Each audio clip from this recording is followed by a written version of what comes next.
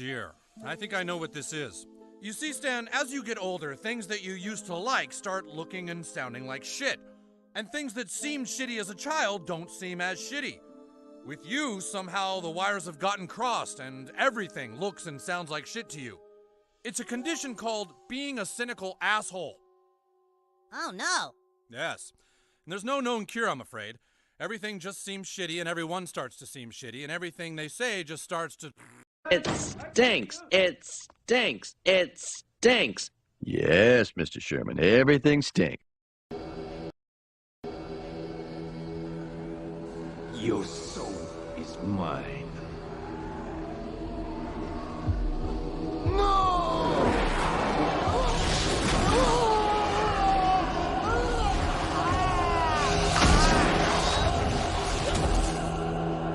Fatality.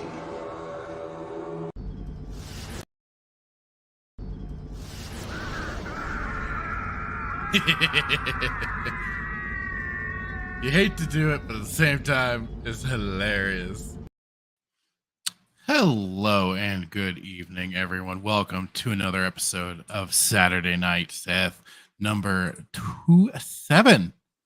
Almost hitting that 30 mark. I am one of your hosts, Fractured Filter. Along with me, as always, Jay Hitman. How are you tonight, sir? Hello? Hitman, hello? Are you there? Can you hear me? Am I good? Yeah, I can hear you. Okay. Yeah, I'm just, if I make it to 30, if we make it to episode 30, I'm buying new internet.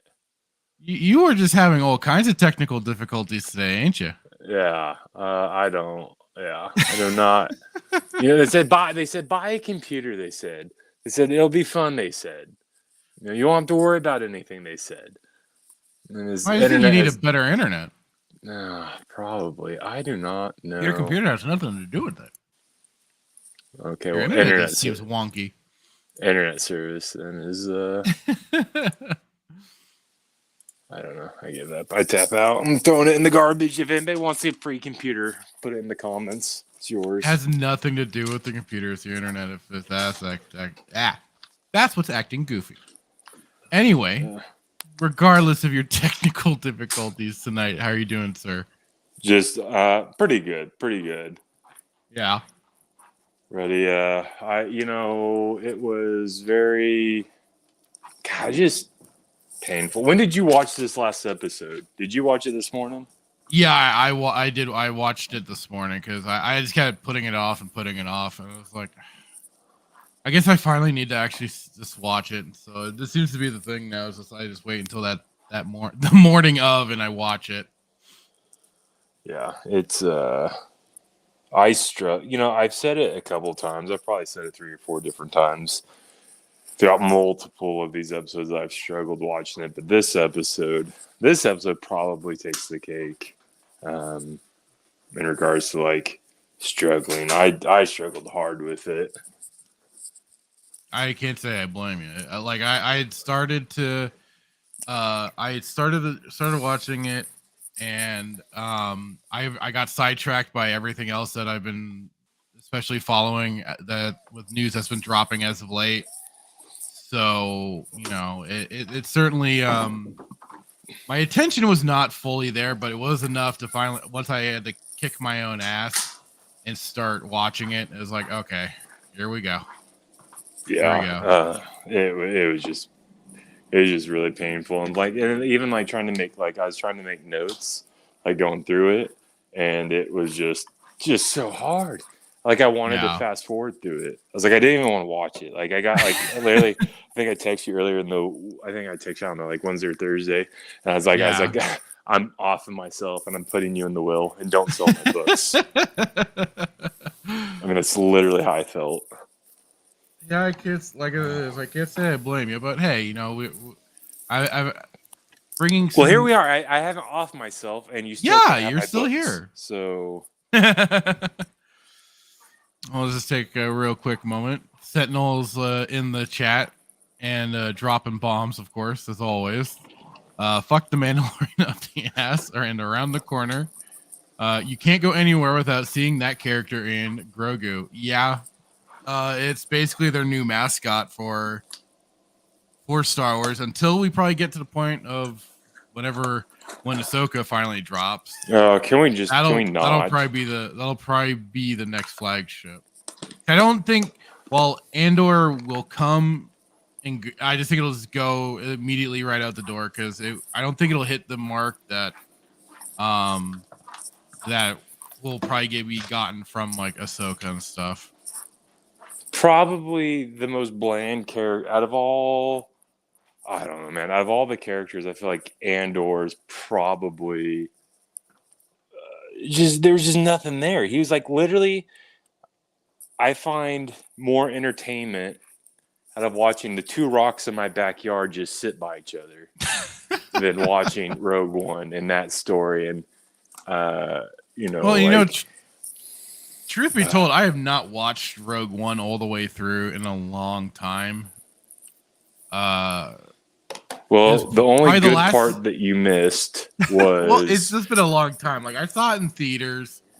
Yeah. And it's like, okay, it was serviceable. It was a little just a little bit better than I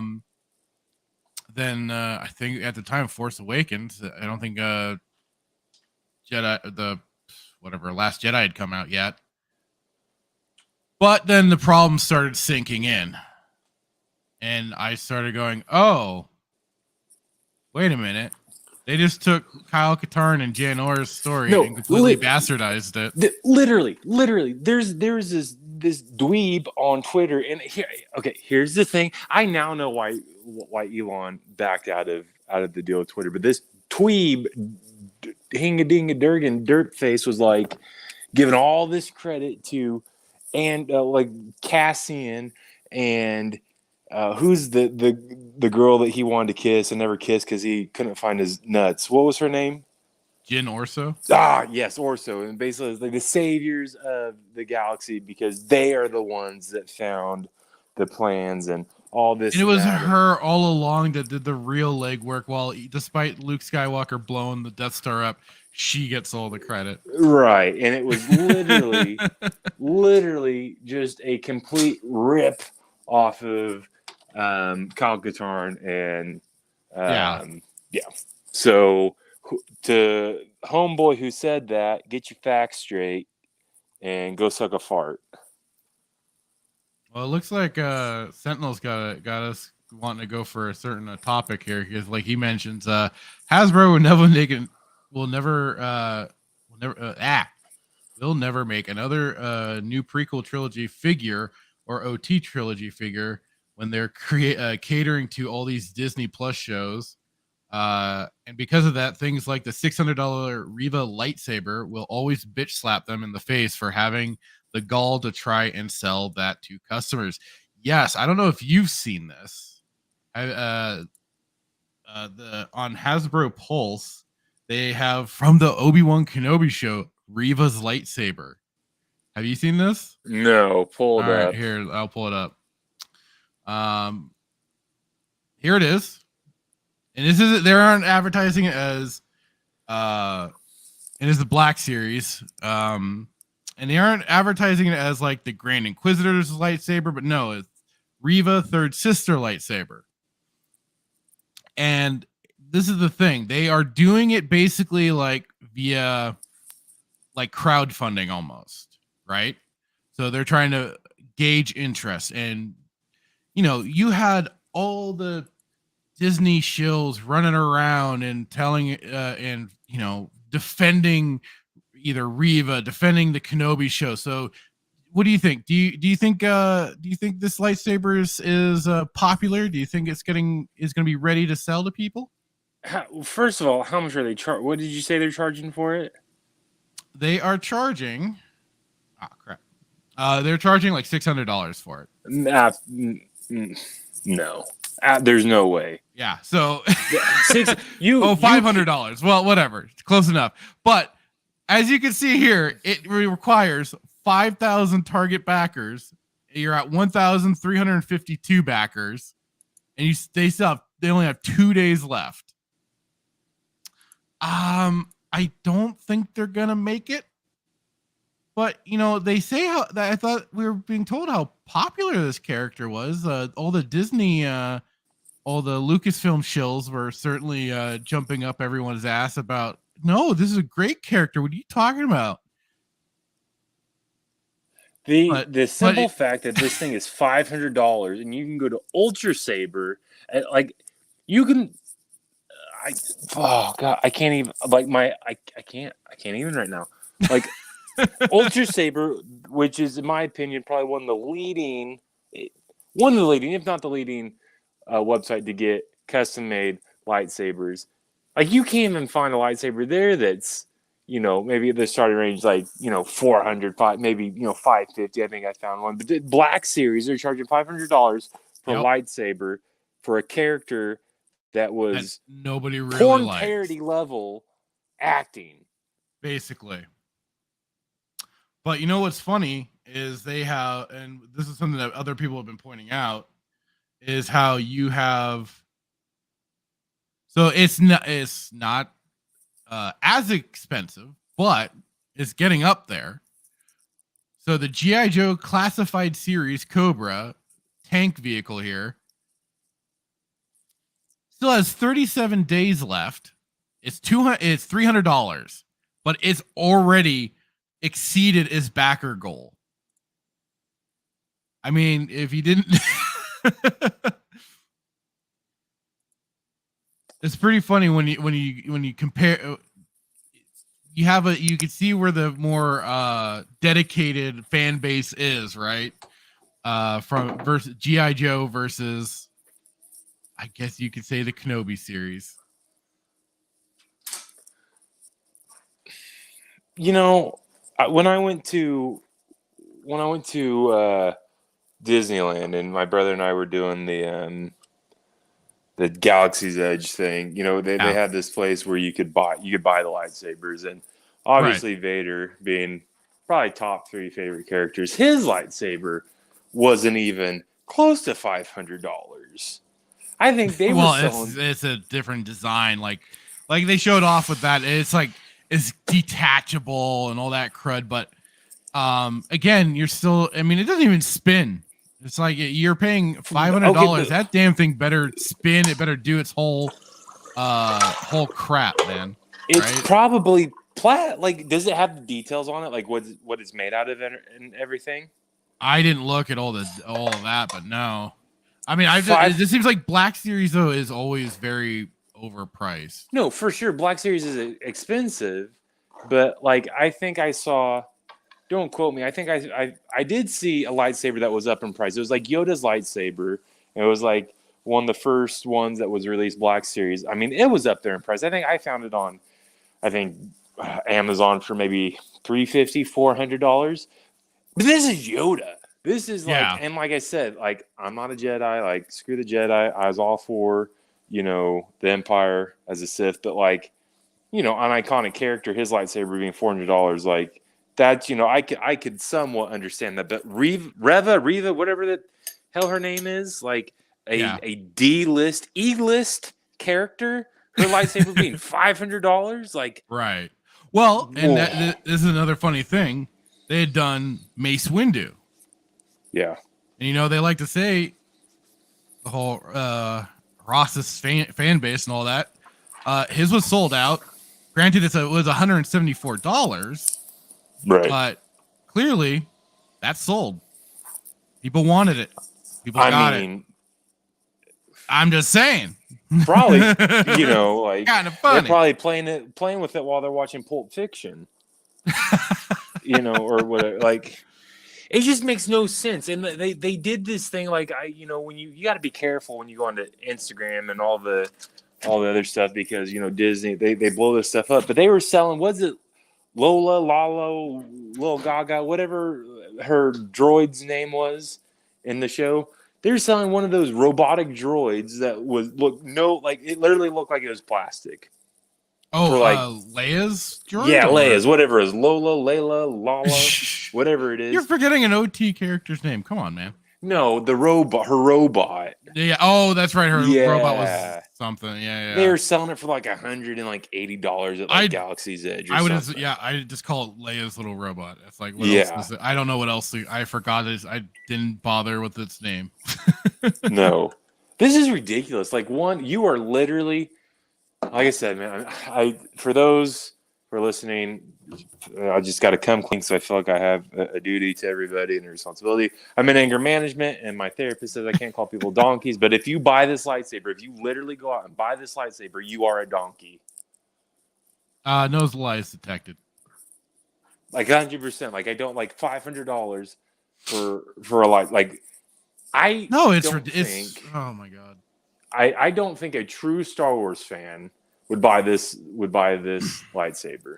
I couldn't imagine it. And if you although there was apparently 1,000 people apparently chucking in on it. It's like, are you? I can only imagine. I can only imagine that it's just the collectors for collectors' sake. You know, they're just shy. This is so. Yeah, 1,300. Yeah, if anybody who has heard me say that Disney, are a bunch of shysters and disagree with me, I'll give you two pieces of crucial evidence. One, if you don't believe me, go and look at the Galactic Star Cruiser experience, whatever it is. Oh, God. Go look at those prices, and come back and let me know if you don't think that's greedy or not. And then two, look at the price of this lightsaber. Yeah. For a stupid I'm biased because I've never been a fan of the Inquisitors. There's only one Inquisitor that I actually somewhat liked, and that was Malorum from Last of the Jedi. Right. Did he even have it? I didn't get to a point to know if he had a lightsaber or not. I don't know, but it doesn't matter. He's the only Inquisitor that I respected. True. I don't know if I did. I'm in the second book, and I've not gotten to that point. Obi-Wan has infiltrated the to get there. He's with Farron, and they're have infiltrated the prison. I laugh for better term, the prison and everything, but no lightsaber duels has happened yet. But I'm just looking to see if they say anything on this about the lightsaber, but it just does it come up? Does it pull? Does it spin? Oh, here. Let me bring it back up. So okay, they have basically like you see the single hand. So like when he detached it, but otherwise, I mean, in the single hand or not the single hand, but the top ring off, and it's in the staff saber. I mean, I think the thing is like this is just basically any of the Inquisitors' lightsabers. Any of the Inquisitors, this is their lightsaber. But they're calling it Reva's, which is stupid. But like they thought it would market better. Listen, it's not our opinion. Like this, it being an Inquisitor's lightsaber, it's not our opinion. Look at every single. I mean, I'm about 99% sure every Inquisitor has the exact same lightsaber. Yeah. The one that spins. Now, whether or not much. they can fly with it, like Filoni did in Rebels, I don't know. We haven't gotten to see it. I listen, and nor will I, because the day you make me watch Rebels is the day I put you in my will.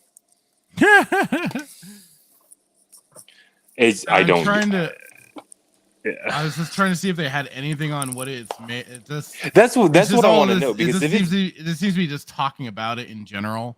It's not really mentioning what. Yeah, like I've held some of those. I've held the Black Series, one of the Black Series lightsabers. I've held it, and compared to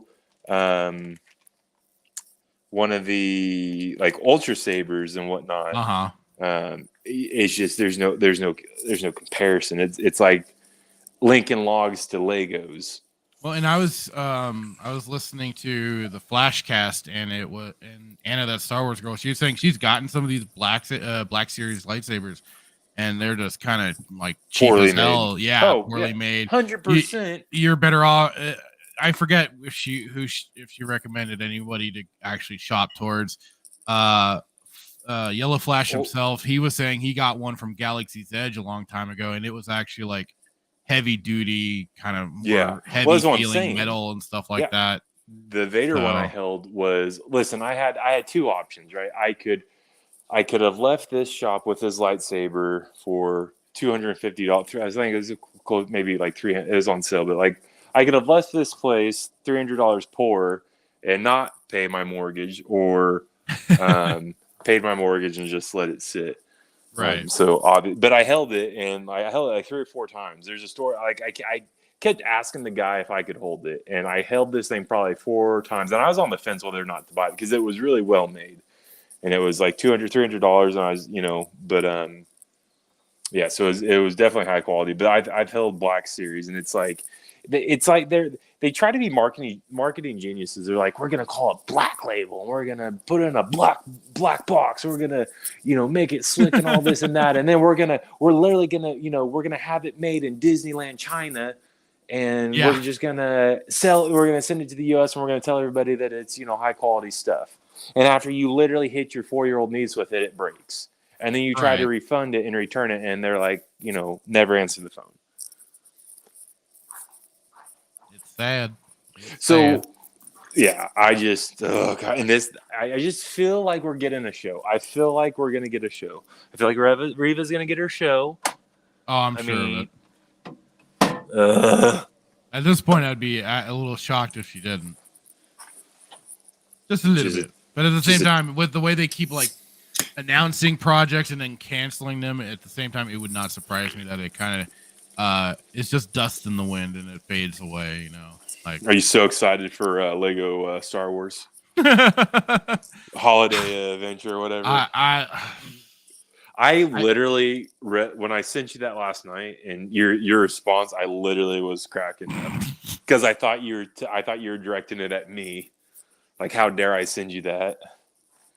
I was, well, I was gonna have fun with it. Yeah. And I said, yeah, I was like, fuck. Well, I guess we're watching Lego Star Wars now. To give a little context behind what we're talking about, I was on Instagram, and they had apparently posted more projects that Disney is coming out with outside the ones that we had talked about on, I think, 24, 23. And it was like Lego Holiday Adventures, or it was like Lego Star Wars Vacation. Something just utterly ridiculous was one of the projects that they were. It was. I think there was already a Lego one that we talked about, but this one was specifically. Yeah, was like the Star Wars Lego Star Wars Summer Vacation. Yes, August 5th, 2022. They're apparently going to take holiday on the Halcyon Star Cruiser and see where Anakin and Padme knock the work boots prior to having Luke and Leia. Are they gonna use the black light on the room? I don't know, but it's just, let's hope not. They really don't get the concept of quality over quantity, but it's like I'm really starting to believe that it's just they're literally like a monkey throwing crap at a wall and seeing what sticks. Like how one, absolutely, it's so mind-boggling. It's like George took on, like, he did 1, 2, 3, 4, 5, 6, right? And he poured God, I can't even. I don't even know how I want to explain it. It's like he did so much soul into it. Yeah, into one project, but six different movies. Poured out his blood, sweat, and tears, and his passion into it. And they were, everybody can find faults with them, but generally speaking, beautifully done and wonderful movies, right? And then you have like Disney come in. And it's like they're trying to do like 14, 15 different projects, and they can't even nail a single good series. I haven't watched a single. And like, Jay Himmel, you're just biased, and but I have not seen one. I think you're justified in your biases. 100%. I have not seen one Star Wars project done by Disney that rivals what Lucas did. Every single project that they have come out with has broke continuity. Has not followed lore, and it's just dog water. Yep. And they want to say, well, Deborah Chow didn't have the budget. Well, you can make do without a budget. I mean, Jesus, for the most part. No, but like you can't even that argument holds no water, because she could go to Kathleen and she's like, hey, if you want this to be a thing, if you want to bridge, I don't know, maybe the gap between the Lucas, the loyalists and like the new fan base, like give me some money, give us a budget to where I can create something that is going to actually be good. Instead, let's create Kenobi in less than like 3 weeks. Let's rewrite the story because for whatever reason, Kennedy didn't like it. Let's rewrite this story and let's push it out in 3 weeks might be an exaggeration, but it was entirely rushed, right? So you can't even get one good. Oh God, my blood pressure! I gotta go take my blood pressure medicine. You can't get one good thing right, but yet you're gonna come up with 12 different projects. Literally 12. Like I'm not even joking. 12. You could. This whole thing was so many different projects. It's just like, I mean, I'm all for planning ahead and everything, but I mean, when you got some that are also just to be announced, to be determined, whatever, it's like.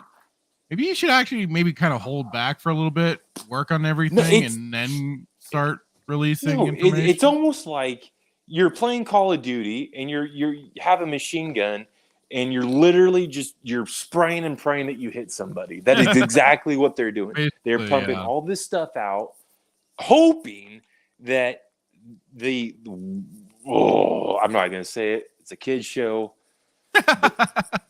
Hoping that some of these just mindless drones that are, their fan base will, how dare you? You can't, them fighting words, you can't say that about them. Yes, I can, because that's what they eat it up. They just eat it up. You spoon feed them a spoonful of dog crap, they're going to think that Gordon Ramsay cooked it. Pretty much.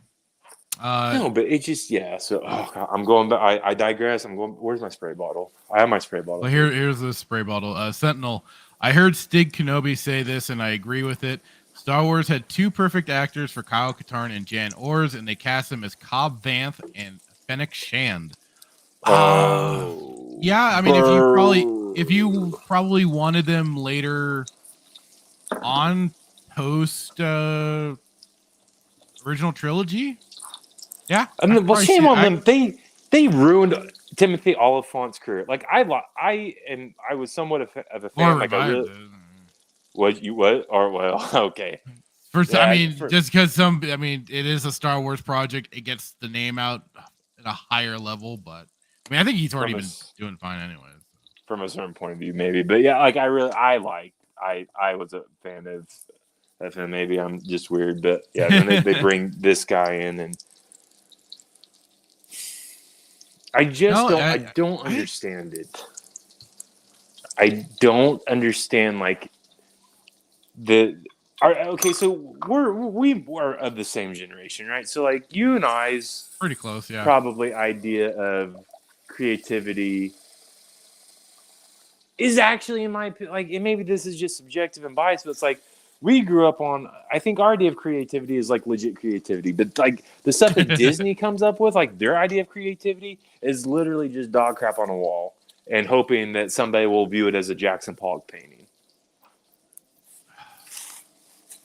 I mean, what else could I say for that? Have you seen Jackson? I mean, no, I'm just like, I don't understand I guess I don't understand like their creativity, and people can say, well, that's the point of creativity because it speaks to some people, not others. But like, I don't understand how these people can come up with this dog water, just these ideas like that make no sense. Like, it's like somebody woke up and like, hey, oh my goodness, I have the greatest idea ever that's going to put Star Wars, Disney Lucasfilm on the map. We're going to break continuity. We're going to drag these characters through the mud. We're going to Disneyficate all over them. And the people are going to eat it up because you know what? Nobody knows what continuity is. Nobody knows what lore is. And George Lucas has been out forever. So like, this is the greatest idea ever. It's going to revive Star Wars. We're going to be the saviors of Star Wars. And then it's like, and then we see it and like, what? Like, what are you doing? Literally, that's what I feel like. I feel like they just woke up and like, we're going to break continuity. It's going to be the greatest thing ever. It's like going to a gym and eating it's like going to a gym and eating a Big Mac in front of everybody. Like, it makes no sense. Like, I was calm before the show. I was having a somewhat good day. My internet crashes, and then I see the stupid lightsaber. It seemed to have been just everything building up building up. I think it has. I think it's a kids show. We got to be there for the kids. Family show. We've tried to be good, but like it's just pent up rage. Like it's just a stupidity at its finest, and it's like I don't get it. In an argument, so you always want to try to have a conducive argument or a conversation. You want to always see where the other person's coming from, because if you don't, then it's not going to go anywhere. But it's like no, like I don't want to in this situation because you're just stupid. It makes no sense whatsoever. Right. I'm done. I'm sorry, kids. I apologize. So Sentinel continuing on, he says also a 1/1 scale and 1/12 scale doesn't work for crowdfunding. For an IP like Star Wars, with its history of figures and vehicles, what they should be doing is more stuff like the Razor Crest and Sail Barge. Big vehicles that you can put the 3.7-inch scale figures in. That's why Star Wars works so well as toys. Yeah, and that's what George was kind of known for, was as being kind of the toy marketeer.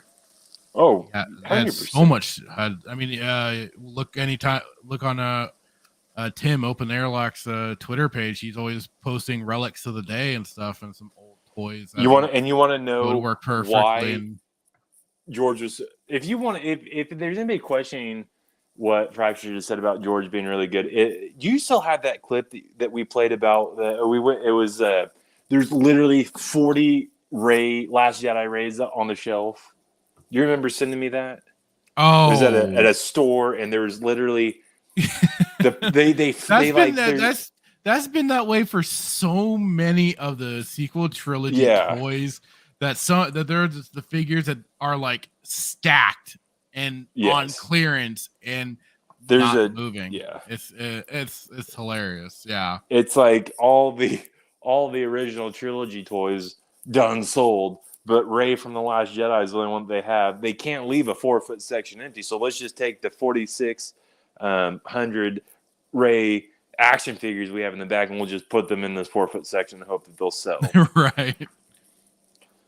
It was like sweet vengeance when I saw it. It was amazing. Sentinel, because you could fit action figures into vehicles and play sets. Also says, I would shame any Star Wars fan who crowdfunded a Reva lightsaber. The casuals have completely infiltrated and assimilated the fan base. Has this thing actually been? I don't mean to cut you off, but like, has this thing actually been released? This isn't a joke. This is no. It's just like it is. It's just being crowdfunded. So what they're trying to do is gauge interest, and then if it does meet the mark, then yes, then they can produce the toys and sell them to the people that bought in. But otherwise, if it doesn't hit the mark, then it's called, okay, people get their money back, and no lightsaber is made because they aren't getting interest for it. Unless Disney steps in and says, no, we're gonna have you make these things because we need to push this character some more. Here's some more money and make them. Push the character where? I don't know. Into the dumpster. I have nothing against Moses Ingram. I don't know her. I don't have anything against her. It has nothing to do with it has nothing to do with the person. It has everything to do with the character itself and the people behind the project that couldn't direct properly or get anything out of this whole production. The writers, they Frankenstein together what was supposed to be a trilogy movie script and cobbled it together for a 6-episode miniseries. Yeah, so it is the epitome of stupidity. You say like they want to push this character. Like the only thing you have done is push this character into a hot. I can't even talk right now, guys. Just a dumpster fire. Like you wrote an atrocious character who had D-level acting. And again, I'm not trying to take a shot at her, but the acting was atrocious. The character was just piss poor put together, and then you conflated this ridiculous Star Wars fan racist story. Like, yeah, did she get messages? Maybe, but if you look at the messages that she got compared to, I don't know, Dune the Dude Getter, Cara Dune's character, Gino Carano, like, oh my god, it's like, let's have a dick measuring competition. Like, the things that she got compared to I keep calling her Cara Dune, Gina Carano. Oh my, like, there's no competition. Yeah, no, way worse, and you were nowhere to be found. Why? Because she's white. Well, and the same people that were, attacking her are then the people that did. Yes. But again, like, to push this character is like, so if you wanted to push this character, like, and again, like, making a light, they want to make a lightsaber to help push the character, like, you should have started this process, I don't know, maybe before you came out with the series, before you had an idea of where you know what I mean? If you were going to create this character, create a good character that will help you, therefore, push her along. But like, now you're just trying to do damage control because you screwed the pooch when you created this character. Absolutely. Like, this, ladies and gentlemen, this is probably like I don't know how many months it took us to go through Kenobi. This is like 6+ weeks of just. It felt like a long time, didn't it? and again, because it's a kid's show, it's a family show, we got it. We got them on our P's and Q's, but it's like it's just. I think I feel like I'm at my breaking point with it. Maybe not my breaking point. Definitely, screw it. To a breaking point with this utter just ridiculousness. And I'm very proud of Fracture because he's cool, calm, collected, or he's just laughing, trying not to laugh on the other end. But no, I mean, he's like, yes, you're in early pieces of life. Well, no, that's why I put together that clip that I felt like playing again because I liked it so much. Of Obi-Wan Kenobi, the show's sucking out my soul, because at the end of that whole run, that last episode, I just felt freaking drained. I haven't had a show, and this is the funny thing. Okay, so, and I get it, like, so one of my favorite shows of all time is Mystery Science Theater 3000. And the whole premise of the show is them watching bad movies. They're subjected to it no matter what. And granted, though, I mean, they're making fun of it, and that's part of the enjoyment is that you're getting. But the thing is that you are still also being tortured along with them and watching some of these bad movies. But this is the thing. I would probably take any one of those bad movies on its own, its own, without MST. I'd probably watch them and have more fun. Yeah. Because for me, for a lot of it, it's just all like detached. They're just singular movies. They aren't anything else other than boom, there you go. They're not attached to an IP usually. Except for they did do some of the old Godzilla movies and all the Gamera movies and stuff. But regardless of that, it's like, a lot of these movies, give it to me. I'll watch that versus watching Kenobi ever again. I mean, what are your thoughts? Yeah. Just God, this is gonna be like a constant, I swear. Until we die. Yes. Because I mean, it was just the fact of how much damage was done to not only these characters, but then also to basically the Star Wars galaxy as a whole, because of how many problems it opened up. Yeah. Do you think it was their intention to do this, or do you think they're just so stupid they just didn't think about it? They're just so stupid that they didn't think about it. Like, they probably legitimately thought they're putting out their good work. I'm sure they're. Oh God. You think that, or at least maybe it's just I think that they aren't coming from anywhere with any kind of malicious intent or anything, and it's just it's just kind of stupidity running rampant, and there's nothing intentional. But at the same time, I mean, maybe I'm wrong. Maybe they're doing this purposefully to drive us all insane away from the to IP? where we'll know. just tap out and walk away. But I doubt they have anything better waiting in the wings to take the place of all this. So I don't know. I don't know. I just find it very interesting. Yeah. Not even interesting. It's just, I don't know. It's just so much frustration because Absolutely. it's like, it's frustration to see what they did. It's frustration trying to understand like how you could come to a point to even think that it was a good idea. Or like I said, to your point, like they may actually be smart and they actually may be methodically, slowly doing this to push us away to where because the again, there are some people out there are some fans that will eat it up. You can literally, like I said, make Kenobi. They release Kenobi, and there are fans out there that eat it up. They think it's the greatest thing ever. I have heard people say that the fight scene between Anakin and Vader, the third fight, was the greatest fight that they've ever seen, and it was so much better than Revenge of the Sith. And I'm like, did you even watch I keep saying Return. Did you even watch Revenge of the Sith? Oh, parts. Well, what part did you watch? Like, did you Clearly watch they were in and out. Did you watch the opening credits? Did you like what part of the movie did you watch? Because if any, like for you to say, oh, that fight scene was so much better than Revenge of the Sith, like, and again, there's always a bias, right? Whatever, if that's what you want to say. But like, I honestly, I don't understand how you can even make that comparison. He threw boulders at Vader, and it didn't even affect him.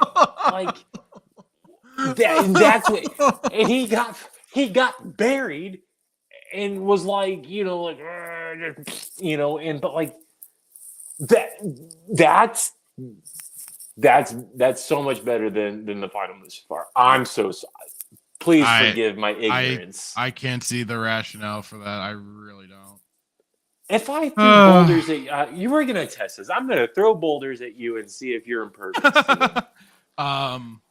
That'll end very quickly, and I'll be in a lot of pain. No, but like this is what people have said. Like, and help me under. You have been one that has helped me channel in my inner anger. But you also at times have been the voice of reason when I wanted to force choke people. Mainly just saying, just do it. But help me understand this. Like, am I wrong? Am I off? Like, help me understand. Am I just wrong? Am I just an old? No, am I old bias? No, because you're asking. I mean, you're asking potentially the wrong person, because I'm also in the same mindset of I can't see how you get anywhere close to the scale, to the to the emotion of what's going on, to the setup to that fight scene on Mustafar. It's like you don't have that with this series. You're not even close. And him tanking boulders is again them just. I'm guessing some of the excuses was, oh, he's a Darksider. He's channeling his anger. Oh, don't. But it's like, no, the body has a limit. And, I understand. I don't know. Last time I checked, I don't think his suit was armor like plated. Like, obviously his helmet, no, his I boots. don't think it was like Durasteel or something. I don't think it was Durasteel. I mean, definitely, maybe. You know what it is? You know what it is? In this universe, it's Beskar. Oh God, it's Beskar. I found out the answer. That's why listen. Mando got pelted. God damn it. That's it. Mando got pelted with blaster fire, and that's the plot armor. We just figured it out. Mark our words. At what time is it? At 5:03 p.m. Yes, at 5:03 p.m. We have discovered why Vader was impervious to the boulders. His armor is Beskar. Speaking of Skywalker, the Sentinel, I bought the Master Replicas FX lightsabers. Look up Master Replicas. My 2007 Anakin Skywalker lightsaber still lights up and is more accurate than Disney's version. Yeah, I've looked around for replica lightsabers because there are certain ones I would love to have, especially either like a Luke Episode 6, Kenobi Episode 3, or Kyle Katarn's. Any of those three for sure. Have we done maybe a Darth Bane? Have we done a on the show? Have we asked each other like favorite lightsaber of all time? I know you might want to save that for next week since we don't really have a show. We're debating what we're gonna do. So yeah, maybe we'll do that for next week. And then Sentinel again. I disagree. They knew exactly what they were doing. They wanted to socially engineer the fan base. They did so by rejecting longtime fans, fully embraced the gynocentric route, and said "F you" to Luke. Yeah, I can't disagree with that. Sentinel has been right on the money. I could see that. I definitely agree. It's like as the overarching plan coming from Kennedy herself. I just kind of look at it from also then just the project level itself. Like until she gets her filthy hands on it, the people themselves that are there maybe they're coming at it from a different perspective, but at the same time, he's got it. I agree with Sentinel though, because here's the thing: who else would know the fan base better than the woman? And she identifies as a woman. She does because she supports. What is a woman? So right, yeah. But who would know the fan base better than a woman who was side by side with George through thick and thin? So I actually do agree that this is a systematic, I don't even know what word to use for it, but I think a kind of reconstruction of the fan base or the mindset, because she knew the fan base. She absolutely did. So I think there is a systematic, I don't want to say takeover, but yeah, it all smells. No, 100%. It's all fishy. Like, for you for her, yeah, like you were there, like you knew the fan base, and for you to say, well, no, I didn't. Like you're a liar because you're with George. Saw the fan base, saw the con since the beginning. The Star Wars celebration since 2000 something. They've been doing these for a long time, so I mean the fan base has always been there. They've always seen it, but they don't like us. Why do you think they don't like us? And we don't like them either. Well, 100%. But why do you think that is? Like, do you think? Let's just. I just want to touch on this real quick. So, do you think that? Since 1999. Okay, wow. If Kennedy, if they continued what George wanted and his story and everything, would you think that the newer generation would like it or would not understand it? Like, what would be the reason? Well, now think of our coworker. That Force Awakens is basically his introduction to Star Wars. That's where some of these are coming from. No, I'm not saying it's our fault. I'm just saying that you chose to watch this dog water trilogy, like they didn't have proper guidance. I agree. I'm just saying that for some of this fan base now that's coming in, unfortunately, the sequel trilogy was their first trilogy. That's where they came in at. Now, whether or not like organic or just to help virtue signal and crap like that, Lord knows. But I mean, for some people, it is called. That was their starting point, and I talked to him. He sees the problems, but like for him, he says he likes it over A New Hope, and it's blasphemy on every level. But unfortunately, that's where some of these kids are coming in at. You have them cheering clapping like seals and everything at the new celebration for these new dog water characters. and shows and stuff like that. So yeah. It's unfortunate. But yeah, but like, so I mean, is that it though? Like, it's because that was their introduction. Yeah.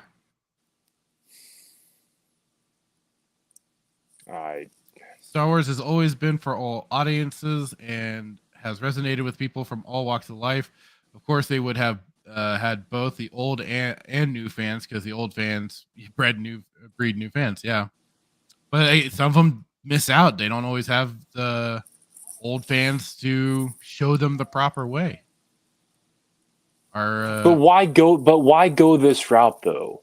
Like after George, so like some of it's like the for for some of it like FOMO, fear of missing out, and so they want the big popular thing at the time. It's there, so they go and get in. They go and check it out. And they maybe happen to get into it, but they want something to of course talk about with the rest of their friends, positive or negative, whatever that may be. And it's kind of like what, to a degree, working in the environment we do and hearing people talk about what they do. It's like, okay, so I guess I got to kind of check this out so I know what the hell everyone's talking about. Otherwise, I'm just the geezer still talking about old movies and stuff like that.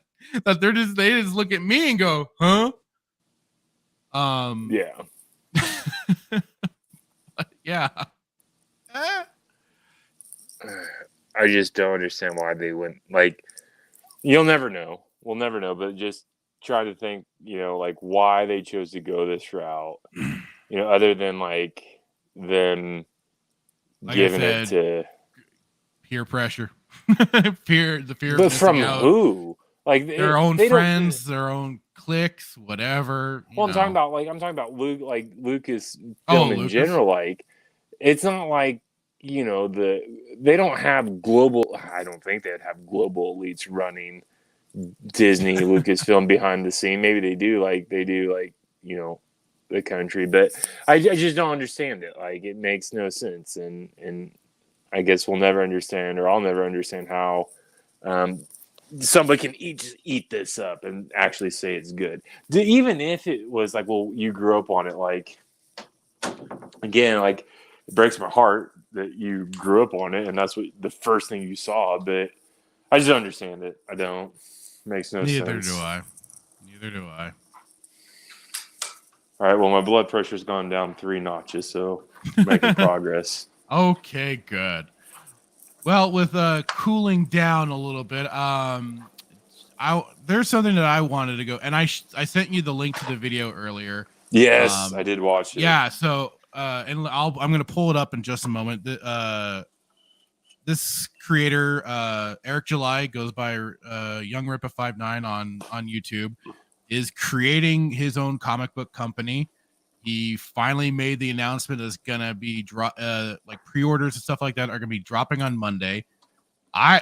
Since this got mentioned from him and just how certainly knowledgeable he is of comics and stuff like that, not from even both sides. Like he did a deep dive of Justice League, did a whole video on it before the Zack Snyder's Justice League dropped, which was a really great video. I watched it all the way through. And it was a long one too, but it was a really interesting deep dive, because then it got me to kind of go, oh, so that was the beginning, then this is how they got here, sort of thing, which was really cool.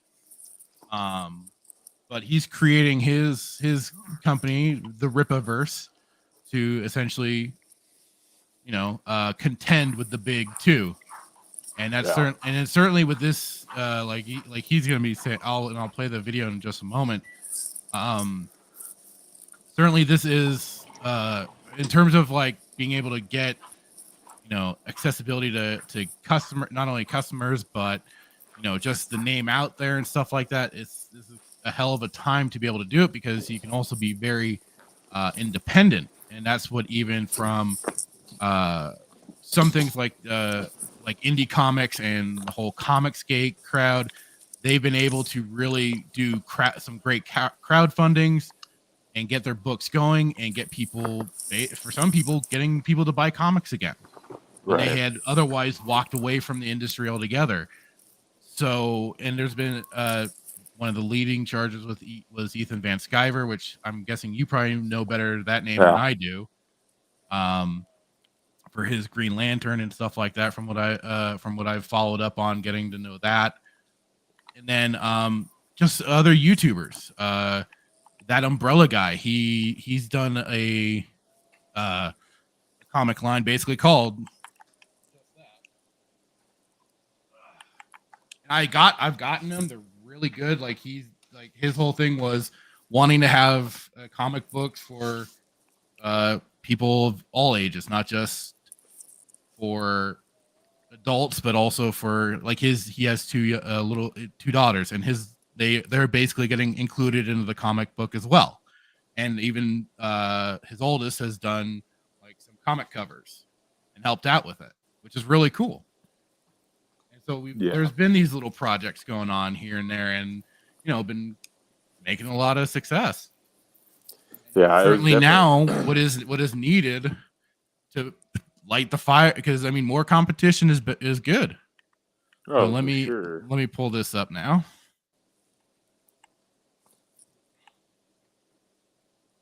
And like it is, the pre-orders start on Monday, 7/11/22 on the website ripaverse.com. Let me know if you can hear this or not. I'm Eric July, founder, owner, and writer. Welcome Can you to hear the it just fine? Ripaverse. Yeah. Okay.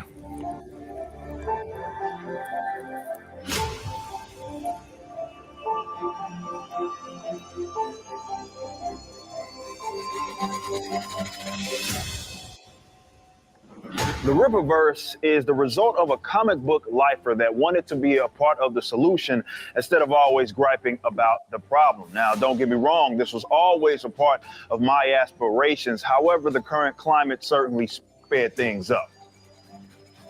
You've watched some of your favorite comic book characters be bastardized to the point to where they're completely unrecognizable. They're just used as career stepping stones for a lot of writers that don't care about the lore. Some even despise their fans. And that's been my point of contention a lot of times too with the comic, with some of the comics, the few that I do follow, mainly just Spider-Man, is that the lore at any time has been screwed up, messed up in whatever way possible, and it's been part of my problem too. Is that it gets handed off from writer to writer. Yeah, got no consistency. Yes, you have your editors, but they aren't really maintaining lore or canon. No, they don't care. I mean, there's some that do, but more often than not, like your point, it just they get handed. It gets lost in the folds. Those are people that just want to tell stories that represent their social political views, even if they don't make sense for the characters that they're writing. And of course, these mega corporations that control these properties don't exactly make it easy for you to get in and understand what's canon. So maybe it's time for something new.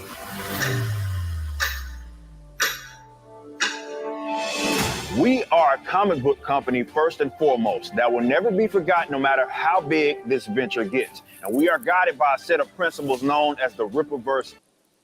This having this right here is a definite strong thing too. And I got one point that I definitely want to go into.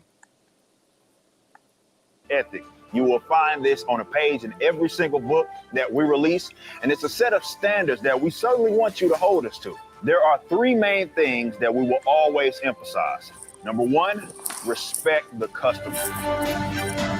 We aren't owed your dollar, but we love to have you as longtime supporters. I'd say this is something indicative of not only the comic book industry, but even the video game industry, where the customer, the fan, I get it. Sometimes we all spout out off the mouth, just kind of shout at the sky about what's wrong, what's this, what's that. But it's like at the same time, there's nuggets of truth that we kind of throw their way and be like, hey, this could be improved upon. Right. And then it comes down to there's no respect going back and forth. And this was something that when I got the chance to work as a quality assurance tester once upon a time ago, it was usually called, like, if you submitted a bug report to them, it was always just called, nah, you're either on the wrong build, or it's just it works fine for me, you're doing it wrong, or whatever. And there was sometimes no work between, because the developers themselves saw themselves as that higher echelon, basically, of they were right and the testers were just wrong. Part of the problem was they were upset because people were nitpicking their quote artwork. But it's Right. like, everybody sees flaws and problems and different stuff, and if it's constructive and everything, why not take that and improve upon it, make yourself better, And I just gotta say too, for at least from what I've been seeing so far with the artwork that's been shown off, and like it is, we already watched. You watched it separately. I'd watched it separately, but I hope the styles stays. That's another thing that I'm always about, is consistent on the styles of the art. Because if I like it, I'm like, God dang, I want to see. I want to keep keep getting that. Hopefully that's part of it. Going to be up to us to keep you interested and invested. Now, anytime there's passion involved, there's going to be those conflicts, but we'll respect you. So as long as you respect us, it's all about reciprocity. Our second point of emphasis is canon and continuity. Now, this is going to be my another big. I'll be continuing from what I just said a few moments ago, but hang on. This is an ever-expanding universe. There's going to be many of characters that will be introduced. But when you buy a book from us, you own a piece of history. It matters. These events will not be erased by way of time travel or some multiversal aspect. And number 3... So, the canon and continuity. This is definitely where he got my attention most of all. Because for a while, I was trying to follow a good chunk of the Spider-Man runs and keep up with it and try and know what was going on. But the problem a lot of times that I was always faced with was then it was just called, oh, well, you've got to also, like they'd always have in the little, the corner panels, oh, read this issue of, for like the some of the old symbiote stuff of the Venom and Carnage and whatnot. You'd have to go and read a whole other comic book, or go to Spectacular Spider-Man or something like that. You'd have to read another issue to get the full story. Right. And then, like he says, the multiverses, the reboot, the whole reset of a universe.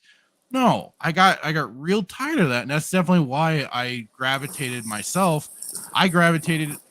way more towards manga, because at least you had a complete story drawn out, done out. Sometimes the endings weren't always fantastic, but you had consistency in the artwork, and you had consistency in the story. And sometimes, yes, some of them were unfortunately ended abruptly due to the way they conduct their comics over there. So sometimes, they got the axe if they didn't get enough votes and stuff like that. But at least a lot of the times, the big projects that were going on, the Dragon Balls, the Naruto's, One Piece, and stuff like that. One Piece is still freaking going on. But is it really? Oh yeah, it's still going. And Berserk has been now continued with under a new artist and everything. Since the creator of the writer, yeah. But the thing is, and that in of itself is a rarity. But usually you've got that artist that's writing that. Sometimes, usually the artist is doing the story himself or herself, depending on what genre you're reading. But they do it to completion usually, and you get that full story, bing bang boom, done. And that is definitely what I've liked, that idea of, hey, we got an end point, and that's good. And sometimes I've heard him talk on some other podcasts and saying that they're not going to do, if anything, it's not going to go back to number one. It's just going to be a continuing story, Just maybe certain things changed. Yeah. But otherwise, a continuous story. So definitely that won me completely. That was definitely my big takeaway. A comprehensive timeline. No matter when you jump into this space, we want to make it easy for you to get caught up on some characters that you're interested in, so we're going to keep the reboots to a minimum. Now, don't worry. We know that picking up the pieces is part of the fun, so we're not going to exactly hold your hand. And while I personally value liberty, we're not going to beat you over the head with on-the-nose current politics and current narratives that will completely contradict what it is that we're trying to do here. So whether you're a thing a lot of the current comic books could take a big note from. Because yes, you can have your allegories and stuff like that, but when you're just hammering it over the head, come on, guys. Yeah. You're supposed to be writing stories and stuff like that. Well, it's supposed to be about escapism, not promoting your own social injustice or your political. You know what I mean? It's literally supposed to be it's supposed to be the fantasy, like with Star Wars, the space opera, the space fantasy of this big galactic conflict that goes on out there in the universe. That's what it's supposed to be all about, you know. I mean, maybe I'm wrong, but for me, it's about the fandom, but it's also kind of like you get sucked in, and it's kind of an escapism. So, you know, we're living in a time now where it's like you can't. It's hard to find a comic book to read that doesn't have a political, aim. You can't escape it. And it's only become more blatant and more obvious as time has gone on too. Like it's always been in the books. I won't be one of those people. Oh no, it's not always been. No, it's been there. Oh, I'm not going to skate around that. Yeah. And so some of them have been worse, some of them have been better. It's always been there. But I hate to try and justify it or whatever, but I mean usually the stories were written better. And like I said, again, not hitting you over the head with it. Yeah. And if you can keep that out for the most part, awesome. But the thing is that a part of you does come out in your writing. Yeah. You can't. It's just one of those things that can't be helped. You're gonna have a character that maybe expresses something in a particular way, and some people are probably better at keeping it completely out. And I'd be remiss if I said this. Not every single comic that like I said, I've saw on the show. Like I'm a DC guy, right? So not every single DC comic book that is released has a political aim, but it is more prevalent now, I think, than it is also in a lot. It takes shape in a lot of different forms. Right. Like I said, I'm not a Marvel guy. I don't read Marvel, so I'm not going to speak for Marvel. Other than it's just I've sent you some panels of recent Batman. Well, for sure, but I don't know. Yeah, I don't know where you're getting. I won't. I can't speak for Marvel, but yeah, it's just. It's just. I'm very interested to see this. But what's interesting? So like you have DC and Marvel, but their indie is making a big. Yeah. I won't say comeback, but making a big impact as of late. There's a lot of there's a guy at work that has gotten me into indie, and there are some really good because they're not with indie. Yes, there are editors, but they have more. I would say more freedom than I think DC or Marvel because it's it's creator owned, which I really like, and I think it's able for the creator to go completely independent. Yeah, I mean, if you want to write a comic book and basically call somebody out, go ahead, because it's your stuff, right? Versus if you do it with DC, now you can write your own thing, but you have to get it past the editor and the publisher, and there's so many you know what I mean? There's so many things that you have to. Get it. There's so many channels you have to go through to get it approved. Well, and that for the indie side too, it is when I started following the Nerdrotic channel, him and his buddy Az from Heel vs. Babyface, they do their their show, The Real BBC, Bagging, Boarding, and Chatting, and they had comic artist Graham Nolan on there. I hadn't quite heard of him because I don't always keep an eye on who the artists are and stuff like that. But through them, I got introduced to what he was doing for some Indiegogo campaigns, and I've gotten his books. Like he did, I was able to get one of his, which was Monster Island, and then he did another book called The Chinoo, which is kind of like a horror style comic, really good. And then his most recent one, which is Alien Alamo, and it's kind of more of a post World War II father son, even kind of grandfather father son sort of coming of an age sort of story, but with alien invasions and father dealing with kind of post, kind of some PTSD from the war and stuff like that. It's awesomely drawn. He had a lot of cool little bonuses on his Indiegogo campaign. Like you could get a little, like, I don't know, bullets, but like I think it's like 45 or something like that you could get. Yeah. And it has not stenciled in, but it has the name Alien Alamo etched into the bullet itself.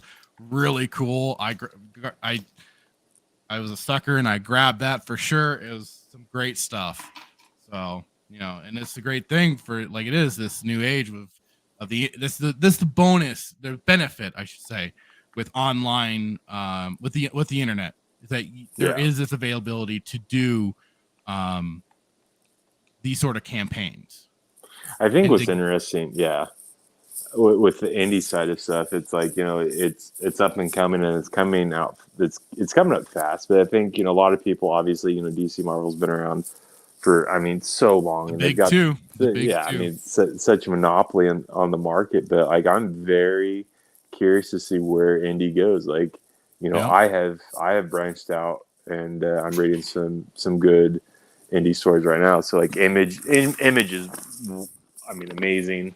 There's Upshot, there's Boom, there's obviously Dark Horse. It's probably one of my favorite. Dark Horse is probably my favorite. Image is a close second, but it's definitely. I like that. Good on them for being able to kind of really, put out stuff that they want to put out and not have to go through the political channels and all the different loopholes to put stuff out. Like if they want to release a book that's controversial, then they're going to do it, right? Because they don't have to worry about.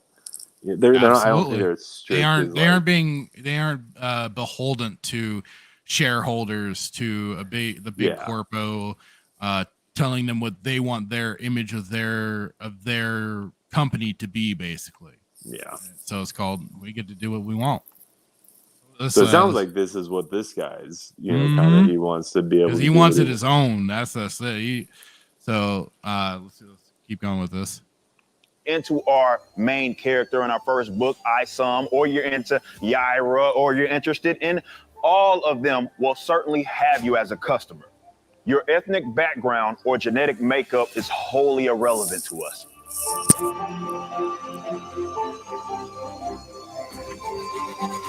Now, previously being part of comic book fandoms myself, I understand the importance of them. We'll do our jobs to preserve the sanctity on the business end, and we hope you will help us preserve a more healthy and thriving fandom.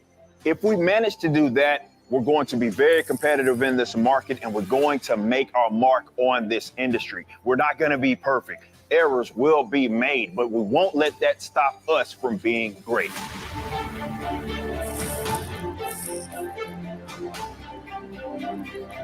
So visit Rippaverse.com, where we have our own unique store that is tailor-made for our audience. A lot of our stuff will be released in campaign format with limited edition items, and once they're gone, they're gone. We'll be making books that expand across many different genres, so I'm very confident that we'll have something that is right for you in a series that you'll make your favorite. And one last thing. I started this company with no external investors, and that's something that I like to remain true. Sure, we want to expand in many different avenues: video games, animation, maybe even live action movies, but not if it means selling off assets. We only answer to the customer. We don't want to make the same mistake as the other guys.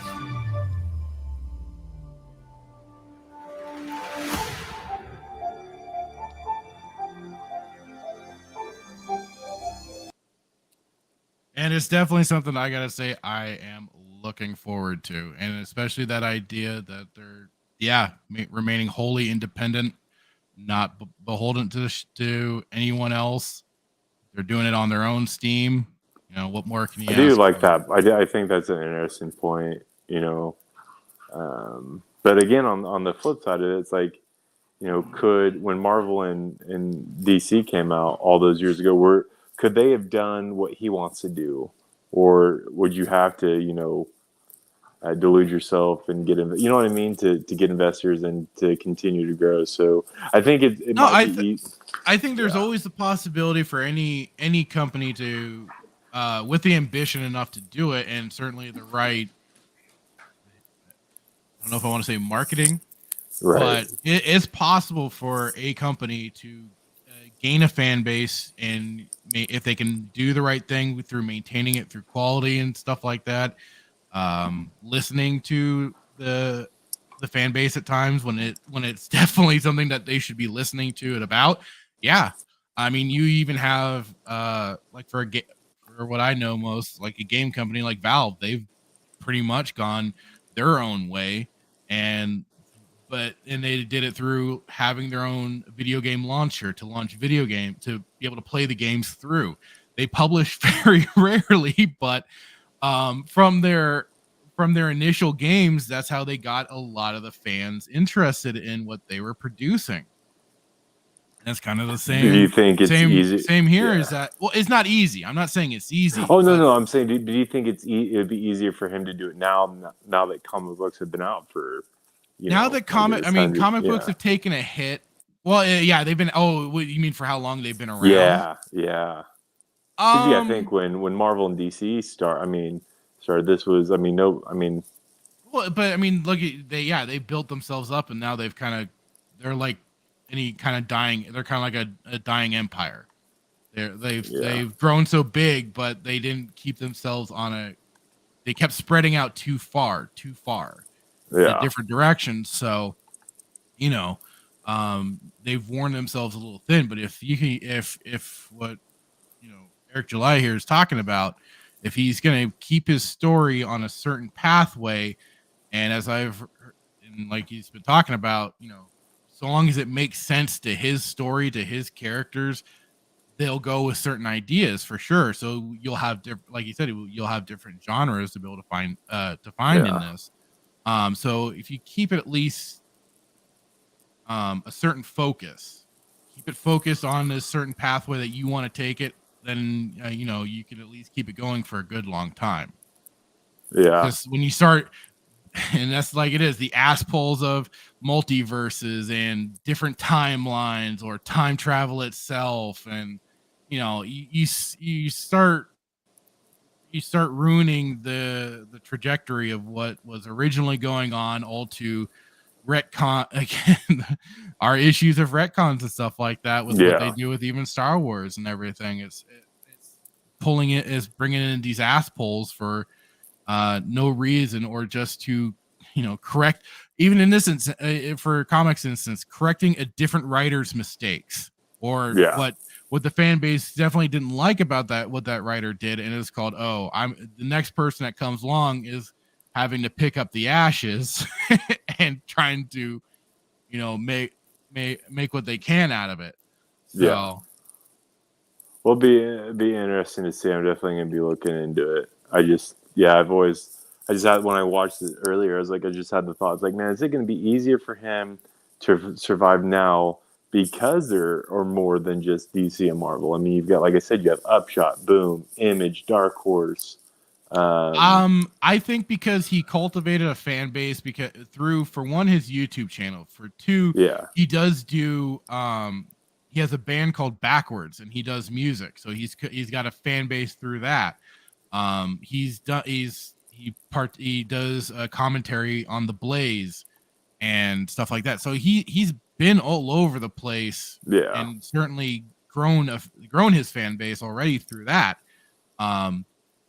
So in that, I mean, yeah, once you've done that, sometimes it can be a little bit easier launching certain projects, because people already know what to expect, that there's already been a certain level of quality from that person. So it's called, oh, okay, so I know I'll be getting a good product out of this. It's can he it's like, but can he contend with, the Batmans, the Swamp Thing, the Poison Ivy? It'll take time. Yeah. Because he's creating all brand new characters. He's not using anything established. And that's the thing. That is taking a big chance. But that's the thing that Marvel DC is afraid to do at this point. That's why they're rehashing characters. That's why they're race swapping characters, sex changing characters, and stuff like that. They're doing all these swap arounds and stuff like that, trying to stay relevant. Or stay relevant, breathe new life into characters when they're just too afraid to give a character their own new identity or anything like that. And this is like for what I know with like the Spider-Man, this is the funniest damn thing in the world. So they're trying to make Miles Morales the new Spider-Man, basically. Now, let me ask you this before you get... Miles Morales was Spider-Man in a different universe, right? He was the Hispanic Spider-Man, is that right? Black Hispanic kid. He was first introduced in the Ultimate Spider-Man, not 616. I forgot what they call it. Is this basically called? It is basically called the Ultimate Verse. Yeah. Where you could have at the time for a time characters that would actually die and stay dead, besides Uncle Ben. That's a crazy concept. So they killed off that universe's Peter Parker after a long run. And then they introduced Miles, who was kind of taking up the mantle. And then they brought back Peter Parker. It was all weird. But then they had this whole event of merging the universes. And now Miles is in the 616 universe with our OG Spider-Man, Peter Parker, the one that is Spider-Man. Yeah. But they're really trying to. This is the sad thing. Instead of making him his own character, and this is what is the funny thing about it. You had basically a clone, Ben Reilly, a clone of Peter Parker, brought into during the whole Clone Saga nonsense. They brought this character into the universe, and for a short time he took over as Spider-Man, but down the line they gave him his own superhero identity. Yes, he was another spider person basically, but he had his own name. He was the Scarlet Spider, had his own outfit, which Miles does have now. But they're still trying to push that he is Spider-Man instead of giving him a brand new freaking name of any kind. I mean, you have a plethora of different arachnid names that you could certainly adopt with his power set and stuff like that. But they don't. That's just it. They're just too damn lazy to try and create or just take the chance to bring out a new character. And now all they've done is given him some of the same storylines as Peter Parker. So, and this is what Eric July has dubbed him Peter Darker, because he's basically Peter Parker with the fade and everything, and he just has some of the same storylines and stuff like that, and it's just like, guys, you could make him into his own character. So why don't they? Is it just lazy writing? It's lazy writing, but it's also just scared of taking certain chances. And they were trying to already make him as a the Spider-Man of a different universe, but for whatever, I didn't follow everything, so I don't know why the two got merged. One's got shut down. I don't know. But I get my brother on. So he's a huge Spider-Man fan, and I don't know why. I think he was dropped as a baby, but You get him on the show because he knows. Yeah, he knows. But I mean, everything about. that's even like the funny thing. Look at like for Batman characters, for his sidekicks, the Robins. Yeah, They've all yeah, at least which all one? of them have gone off and become their own superheroes. The original Robin, Dick Grayson, went on to become Nightwing. I mean, Jason Todd came. Jason Red Todd Hood became Red Hood, although that was kind of adopting and something else, but it became his own. Yeah. Thank you, Joker. And then Tim Drake. Tim Drake, he's become Red Robin. Yeah. Granted, it's a kind of a derivative of the Robin title, but it's still his own superhero character. Yeah. So, you know, they've done times of Damian Wayne, who's the current Robin, basically. Yeah. Or is he? I don't know. I haven't followed it, so I don't know. Well, he's got his own. He's doing his own. He's got his own comic right now, his own run. Gotcha. But yeah. So it's scared of taking chances, and this is certainly, you know, with these indie comics and stuff like that, and Rippaverse here, they're looking to take some chances, create new characters, and hopefully make some great stories out of it. And like it is, you can go to the Rippaverse.com, sign up. I already have to get notified on when everything's gonna be dropping for Monday. And hopefully we can become an affiliate. We'll become an affiliate, and then we can drop the link down. But what I am curious, and what he did not touch on, is: are they going to be solely writing their own stories? So, like, they're not going to be going out? They're not going to be trying to get, you know, James Tynion or Chip Zdarsky or Jeff Lemire, all, you know, some of these other guys, some of these amazing writers. Like, are they just going to do all the writing for this time being? So I believe more details are being released through his live streams, but also on Monday, he's going to be dropping all the information. So I caught him on Ethan Van Sciver's podcast that he did. And Eric July popped on, and like he was saying that he's pretty much the head writer. He's the one writing it, but he also has the other team members part of it helping out with it. But there's he said, like he was saying on there, is that there is going to be a time when he will want to start looking out at least for artists. Yeah. But the thing is that he wants to keep it within, first and foremost, this circle of the fan base, the community, the fellowship, what the hell you want to call it, from the indie comics guys to the Comicsgate guys. That's where the pool of talent he wants to first draw from before going to potentially the, you know, big names that are already out there. And even like at EBS before he even collaborates or maybe brings him on for any projects, if he decides to at all. They were certainly kind of joking around with the idea, or like maybe they've already possibly worked something out. Who knows? Well, some of these guys that, and I didn't know this until probably like a couple years ago. These guys, you know, that, you know, write for DC, also write for Marvel. So like Zdarsky. Oh yeah, there's always been a big crossover between the big two. People have always jumped back and forth. When I found that out, I was like, you know, how dare you? You need to go take a shower. How dare you, you know, write my Batman, and then how are you gonna go? How are you gonna write, you know, for Marvel? But that's the thing, you know, Jeff Lemire, who created Black Hammer, who was one of my probably top 4 favorite, you know, writers.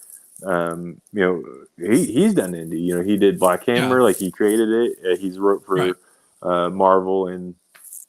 Oh yeah, I mean that's kind of using that to get your name out, sort of thing. You know, it seems like a lot of these guys actually prefer, like James Tynion, who, again, one of my favorite writers, who's done DC, and I think he did the Lakes on the House, or what? It's like a DC horror, but like he's going to apparently he's leaving DC to go to Image, or I think it's Image, because he's tired of the politics. Yeah, absolutely. So, and yeah, a lot of these guys are feeling unwelcome, either because they just aren't, you know, lockstep in line with it. And what do you think about it?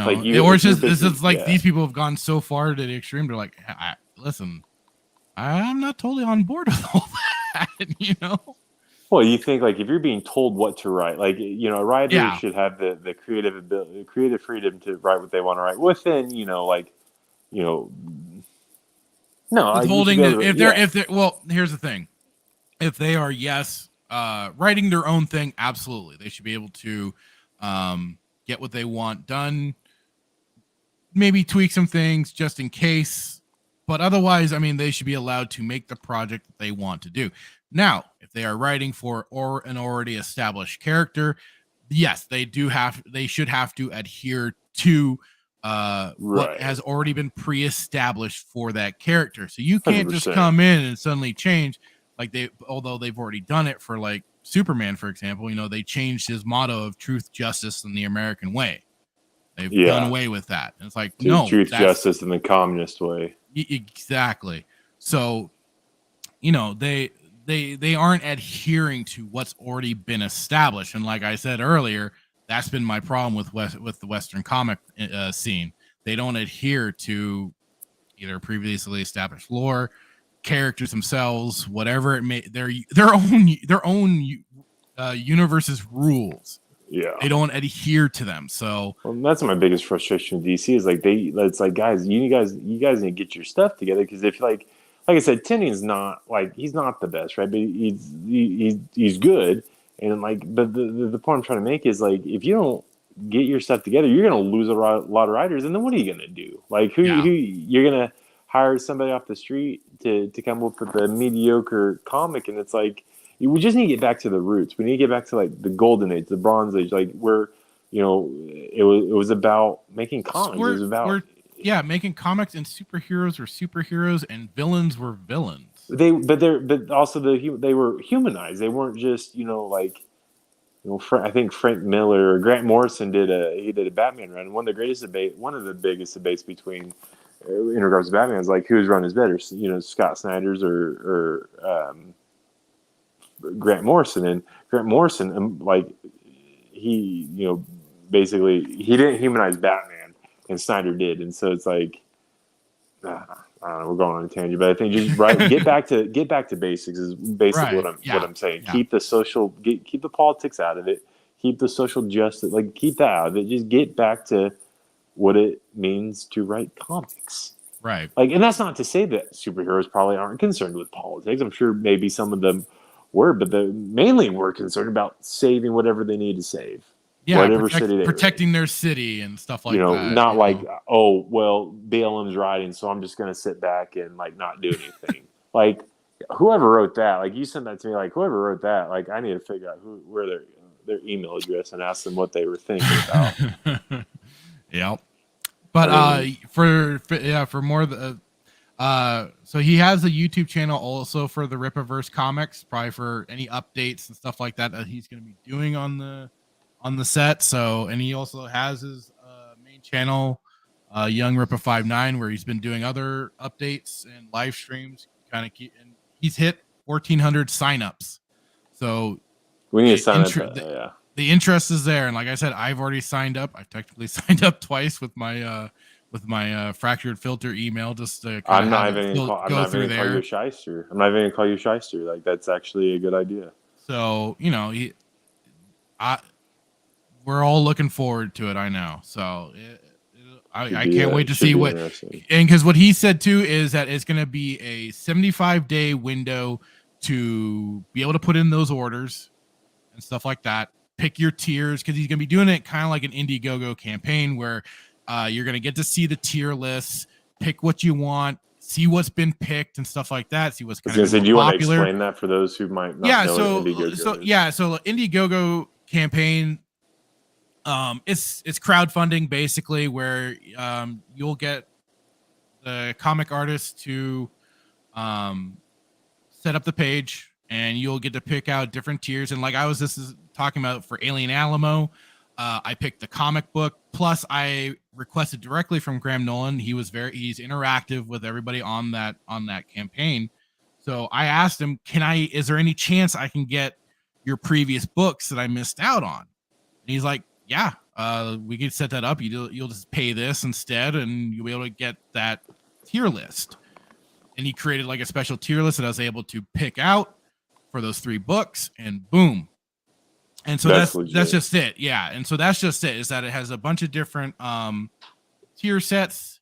You can pick what you want. Sometimes they add on things depending on how well the campaign is going. So if they reach like a certain amount of donation, I don't want to say donations necessarily, but like endorsements or whatever, if they hit a certain level, then that means new things can be unlocked. That was how like the bullet keychain that I got was unlocked, was from, you know, the interest of people coming in and checking it out. So that's what he's kind of doing, like a hybrid of the better word investment. Yeah. So he's kind of doing like an Eric July's kind of doing that. Like he said, he's kind of doing a hybrid of that sort of stuff in his own campaign. There's gonna be a 75-day window, and he said he's got all their stuff ready to go. So August is when things are going to be start to ship out. So when do people need to start like pre-ordering? Is that like Monday is when Monday the 11th is when he's opening up for those pre-orders.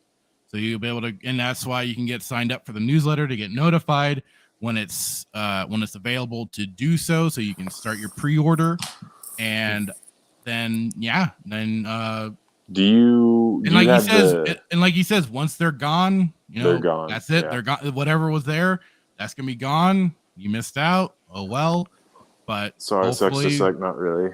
You know, it is. It is what it is. You know. So why don't we do this? If you want to send, we'll do this after the show. So send me the links, and then what we'll do is we'll post it on our Instagram and our Twitter, and try to get the word out, because I think you know, something I'll definitely support, and I'm interested in looking at. And this is obviously coming from somebody who's very loyal to DC. I posted it in our Discord as well. Beautiful. Of the links and stuff to it. So beautiful. You'll be able to grab it there too. Definitely excited. Most definitely. So now to bring it back to some Star Wars, not Mandalorian just yet, I think. Not yet. There is a little fan film that I found that was really cool that I think you might enjoy too. I haven't shown you. Is it gonna lower my blood pressure?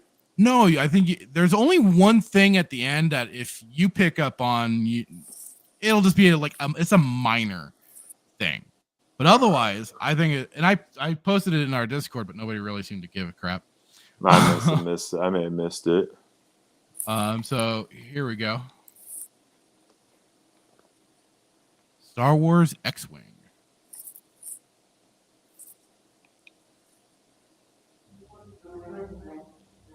You can hear it, right? Yeah. Okay, good.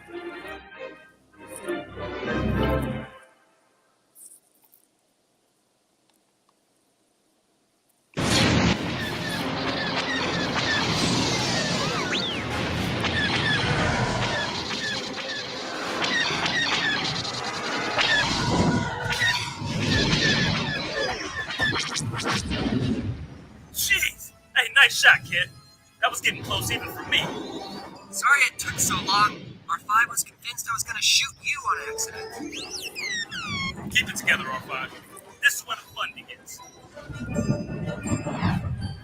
Alright, Race. We've got a lot of options out there, so pick your targets and watch your six. Alright, use power to run the deflector screen. Use no blow! Look at that. I got him. Computer's locked. Computer's away! Watch out for that burnout! Might have to turn it down just a little bit because of the music. Are you seeing this? I'm getting some weird power surges. Looks like it's coming from the Senate district. Is this Unreal Engine? I'll look at it after we play this. I mean, jeez. Now, where are these kind of dogfights and stuff in the Star Wars movies and everything? We just get boulder throwing. I'm picking up that power surge again. It's getting stronger. Oh, blast. Looks like a TIE Avenger class and the south side of the evacuation zone. Missile lock.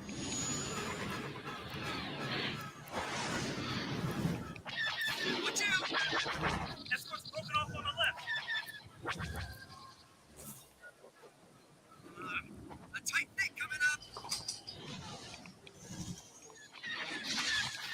Blast! I got it right in my tail.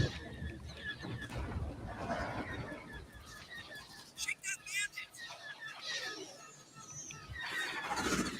I'm getting cooked over here. Those are reflectors. I'm coming in hot.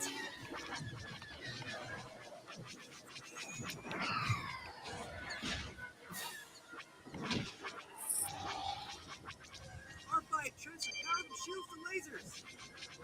I got him. His shields are down. My shields are down. Blasted dive. Coming in. I've got a lock. Time engine locked in. Boom. That destroyer formation is right above the power signature. They guarding something? I thought the Empire would care to protect the old Senate chambers. No, I wouldn't think so. That power reading is coming from below the surface. Wraith 1? I'm picking up a new ship ID. Will it sink yet? It's a ship, Wraith 1. It's a damn ship. Look to the right of the Senate chambers. What in the blazes? I can't believe it. Vital force. It's the Superstar Destroyer. Lasers. Cover the destroyers. Gets cover behind the debris. Oh, this is crazy. Low bridge.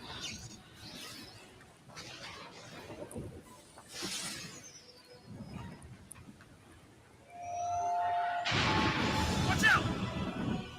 Wow, that shook them up. The damn ship jumped into hyperspace. There's still those destroyers out there, Wraith 1.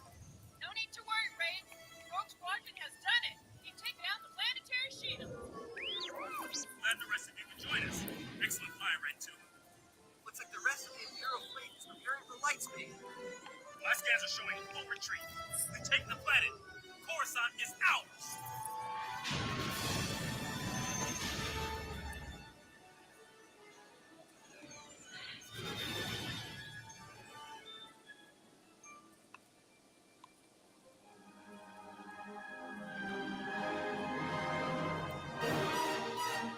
So yeah, something pretty cool and neat done. Everything but the Rise of Palpatine. I don't believe that was anything to do with Rise of Palpatine at the end. I'm pretty sure that was some of the stuff from the old X-Wing books. Yeah. But the only thing that really did stick out to me, because I remember OG Star Wars talking about this, was that the whole jumping to hyperspace within the orbit of a planet, can't do it. And that was established in like some of the old Clone War books and stuff like that, and that the whole gravity well stuff. They even had there was an old EU Imperial ship that, or they might have brought it in Rebels, I don't remember, but where it was creating that gravity well so ships could not just jump to hyperspace. Yeah. But I mean, other than that, I don't know if they were if it was she talked about in the X-Wing books. I think maybe the whole gravity well thing and not being able to hit hyperspace within the gravity planet or within the planet. But yeah, so the person's further in the description, it says, you know, this is a passion project about 4 years in the making. I was a big fan of the X-Wing PC games as a kid, and also really enjoyed Michael Stackpole's X-Wing book series. I've always had an interest in those New Republic adventures, which is chiefly why I decided to make this short. Hope you all liked it. Primary software and workflow consisted of animation pipeline in Blender that would be exported and rendered in Houdini using the GPU rendered Redshift. Final composition was finished in After Effects. So, yeah, apart from the kit bash sets, all assets were modeled, textured, substance painter from scratch, since the making of the spaceships is part of the fun. So, yeah, he didn't use Unreal or anything like that. Just use the old Blender and a few extra programs to put that together. Yeah, Blender's pretty legit. I've played with Blender, and it's my definitely... brain hurts when I look at that stuff. Really? It gets, like I said, I've tried it's so many hard. different 3D programs, but I think I just have to have like somebody kind of help me. Yeah, it's definitely it can be daunting at first, but I just basically I just get on YouTube. I watch YouTube videos and then learn how to do it from there. Yeah, but otherwise, I thought that was a really well done little fan film of that. No, it like is. Like I said, just seeing the whole aerial combat and everything done was just looked awesome. We don't even see that with with mainline Star Wars. It's just sad. Yeah. But after watching this, it infuriates me because of what kind of games that we've got into. But again, like we had this talk with I know the whole reimagined fight scene between Obi-Wan and Vader on the Death Star. It's gotten some kudos and it's gotten some backlash. But the point that I would make with it is like, look at what a fan has been able to do and create, and like people at Disney can't even come close. Oh yeah, that's what's so frustrating about it. Like, this is beautifully done, and hence why it was given credit to Blender, because it is an amazing. Like this shot here is just incredible, seeing all those Star Destroyers and 100%. This kind of it kind of makes me think of the space combat set during the opening of Revenge of the Sith. Yeah. And just the way that was just such an awesome opener. Yeah.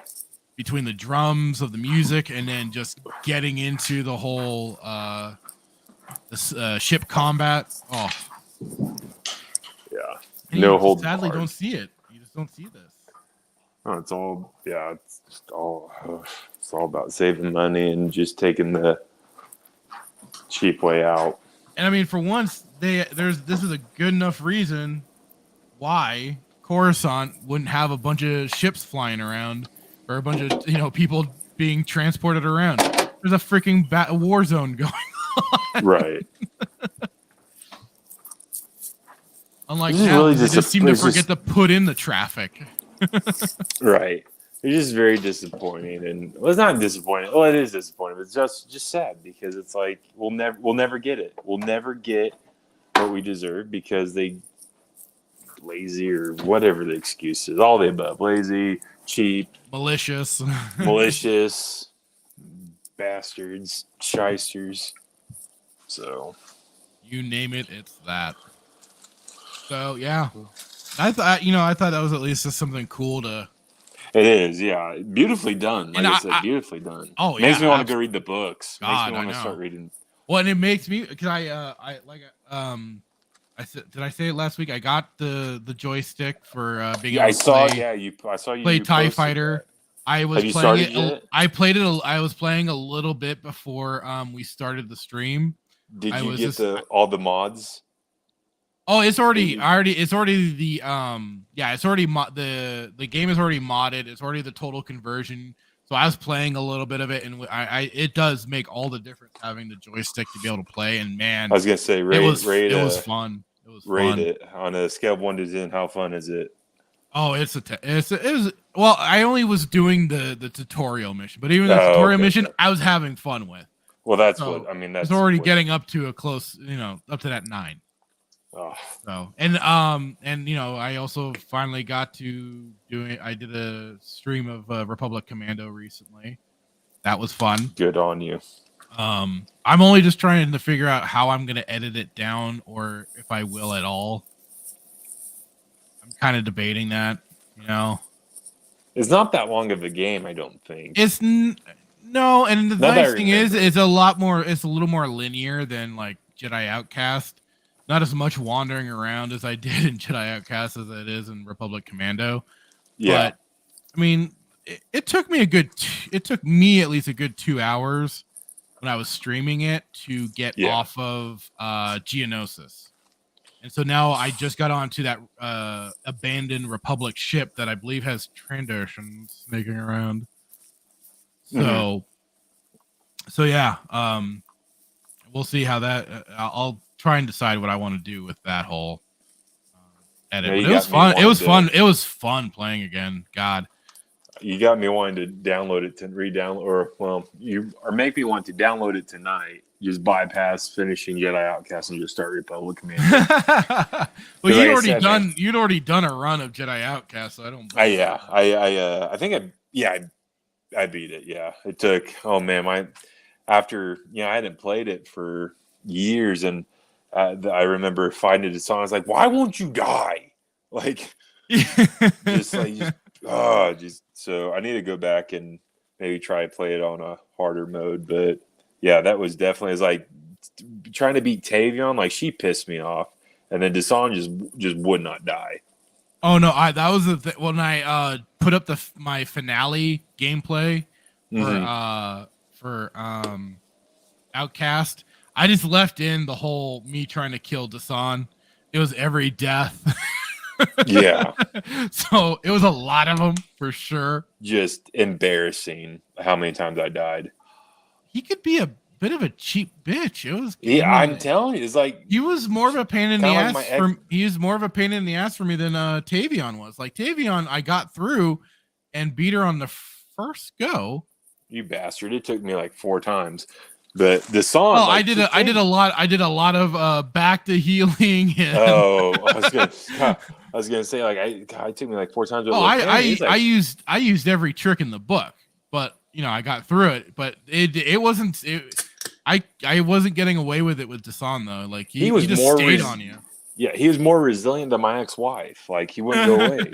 Exactly. Not that I'd ever say like I want you to die, but what else? I know. But yeah, you're all good. Yeah. Okay, so well, are we there yet to this point where we got to review the best episode of season 2? Let's pull the Band-Aid. Let's pull the Band-Aid and get this over with. I'll pull up my notes because I had so many.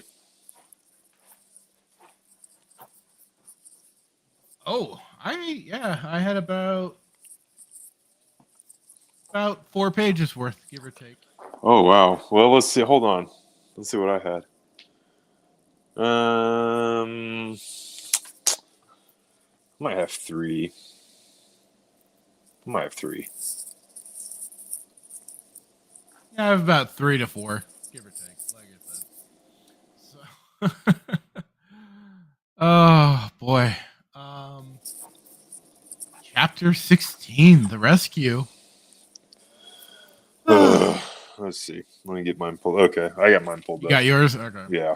So I got I said attempting to start out strong as we got Boba and Slave One, folks.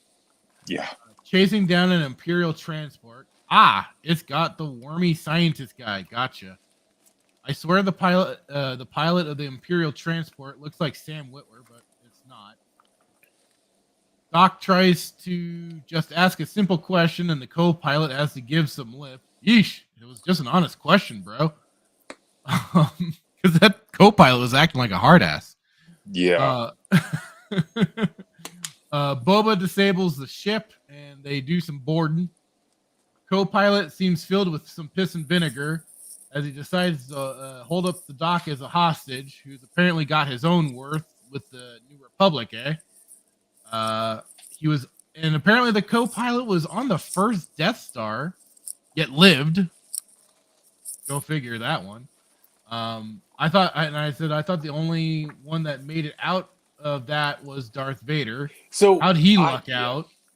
But he runs his mouth and inevitably gets shot as he says Alderaan was a small price to pay for peace in the galaxy. But was he wrong? Yeah. No, he was correct. 100%. You have any more? Yeah. Oh, yeah. Oh, okay. So continuing on, I was like, I feel like this is the start of a joke. So 2 Mandos walk into a bar. Yeah, I saw that. And just wait, it gets better. And like, yes, Bo-Katan and what's her face just hanging out having a meal. Could this be another part of the joke? Mando's here to ask for help, and Bo-Katan again throws on the snark to say, "Not all Mandos are bounty hunters. Some serve a higher purpose."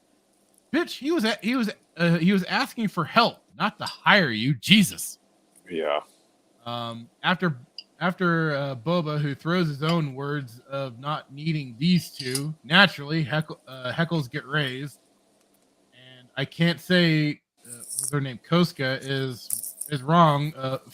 Is wrong because most of Book of Boba Fett is Boba breathing through a Bacta tank.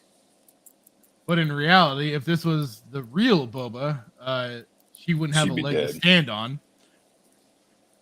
Just take this and this is for anybody that's listening. They can go and check this out. The channel Death Battles. They did recently Boba Fett versus.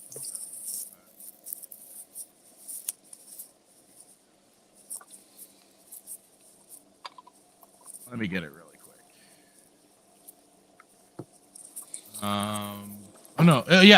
Boba Fett versus the Predator. weird matchup, but I mean, they basically do Boba Fett's whole rundown, his whole skill set, power set, what he's got, and everything like that. And like they even pointed out, and they put in as part of his battle capabilities, he was somebody that went toe to toe and fought with Darth Vader, who Sith Lord, Force user, has a lot of advantages, but he was able to, go against him. We need to ask the question though: was this Vader? Is this Disney's? Is this Deborah Child's Vader? No, this was EU. Lucas? This was George Lucas's Vader. Oh, okay, I just want to make sure because much more powerful, clearly, much more Vader, skilled fighter and less on the tanking boulders. Yeah, I think that's an important. Yes. My niece could fight Deborah Child's Vader. So again, Bo-Katan decides a bit of a pissing match, mocking Boba for his clone background, saying he's undeserving of his armor, despite it being, Jango Fett's armor. And she tries to break him down, saying he's nothing but a clone. We then get the stupid little brawl where, again, if this is the real Boba Fett, this calf hound runt would have been dismantled faster than you can say Mandalore is a glass planet. But of course, wait, you got to keep in mind she's a WWE wrestler. I don't care. So I mean, just saying. Doesn't mean she'd have the ability to go toe to toe with somebody that's fought Darth Vader. Well, it depends on who you ask. Force is female. Oh, God damn it. No, I know. I pointed out too. I said, but of course, she has to show off some wrestling moves. And it ends in a dumb shit draw as they both shooting flames at one another. Like, I just. I don't know what your reaction was when you saw that, but I'm pretty sure you can already tell what mine was. Even the first time I saw the episode, I'm like, that is some bullshit. Bullshit. Basically, they cancel out each other. That's what it was. That was literally because they got their little moves on one another. So they tried to make it look like it was.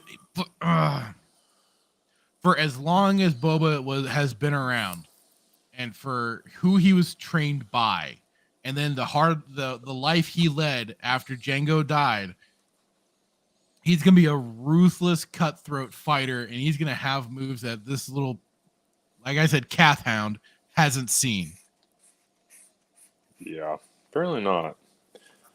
Did we establish? Are they part of Death Watch? Is this like? No, they're not. They're supposed to be the quote proper Mandalorians. But I mean, even that's bullshit because they've turned into a bunch of pacifists. Yeah. The Death Watch were basically kind of the still warrior clan Mandos. But that was Florida, though, right? Right. I was going to clarify that with that was the Filoni changes to the Mandalorians.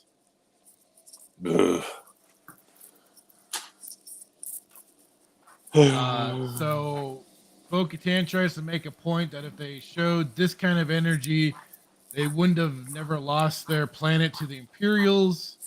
I said, no, if you've been true Mandoa from the true canon, you wouldn't have lost it. But you're Filoniized.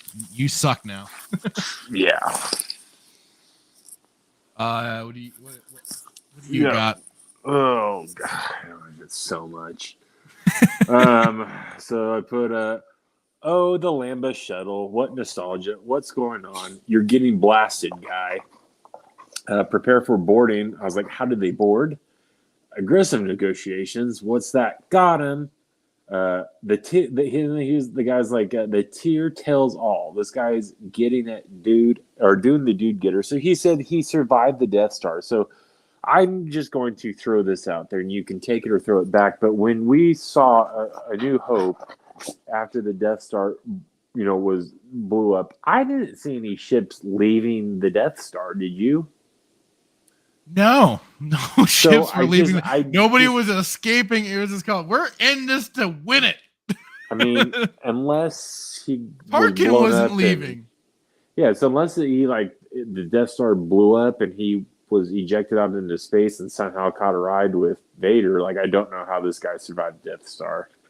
That was question number 1. Let's see. And I was like, what a shot. And then this might be jumping the gun, but I was like, here we find ourselves in space again, landing on what I'm sure is another Disney planet. I said, oh, look, I had thought it was Death Watch, so I retract that part. But I just wrote, oh, look, Death Watch. I put Tamora versus WWE. Boba literally doesn't kill her.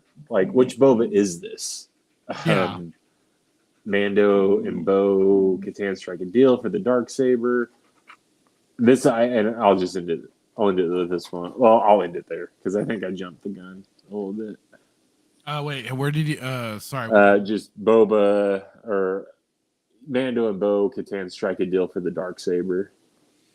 Oh, yeah. I mean, yeah, they did that basically with their little. Oh no, that's when they were on the ship. That's right. Yeah, I said they come to an agreement so long as Bo-Katan can somehow obtain the Darksaber. She's a happy camper. I said, good luck, lady. I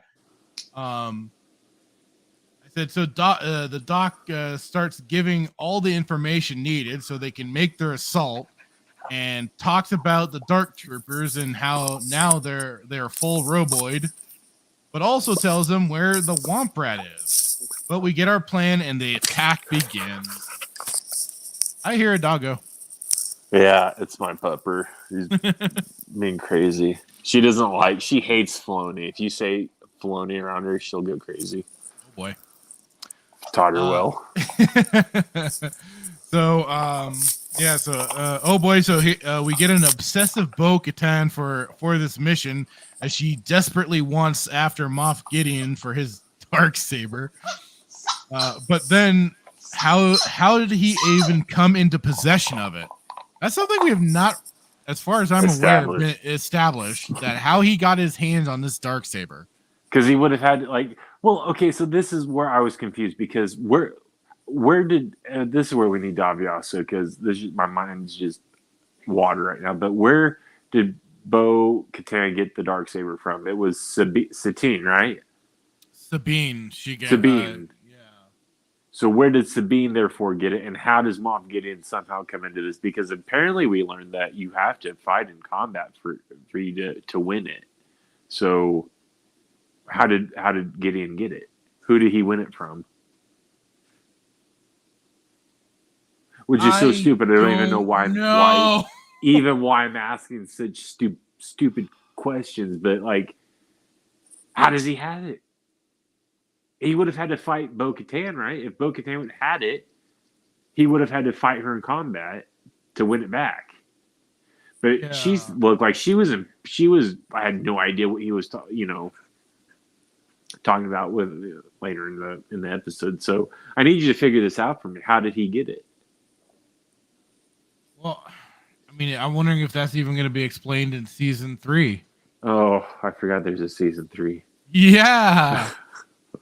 But yeah, like how did that's what I want to know. I'm trying to look it up right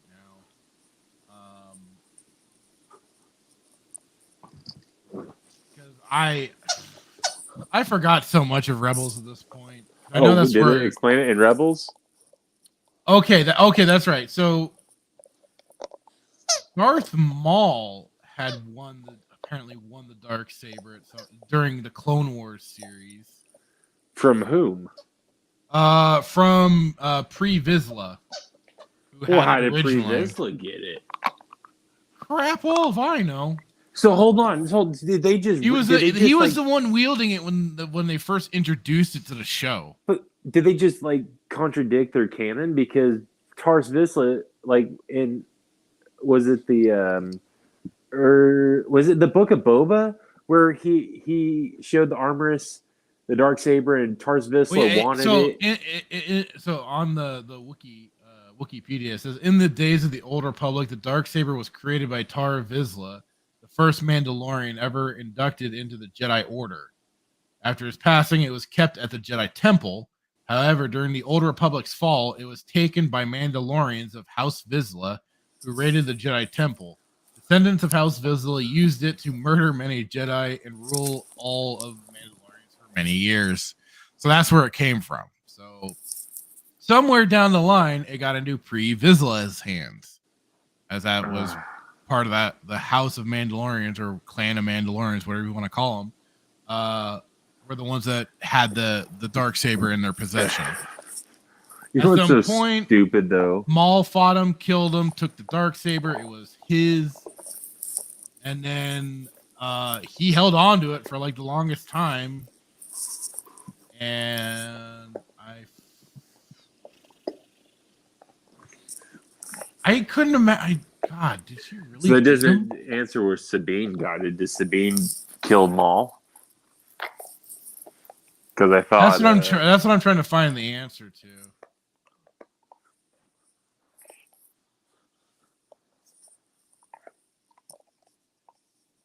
So the Darksaber was still on Dathomir during the reign of the Galactic Empire, kept by Maul in the Night Sisters' lair. Sabine Wren used it against Ezra Bridger while she was possessed by a Night Sister spirit.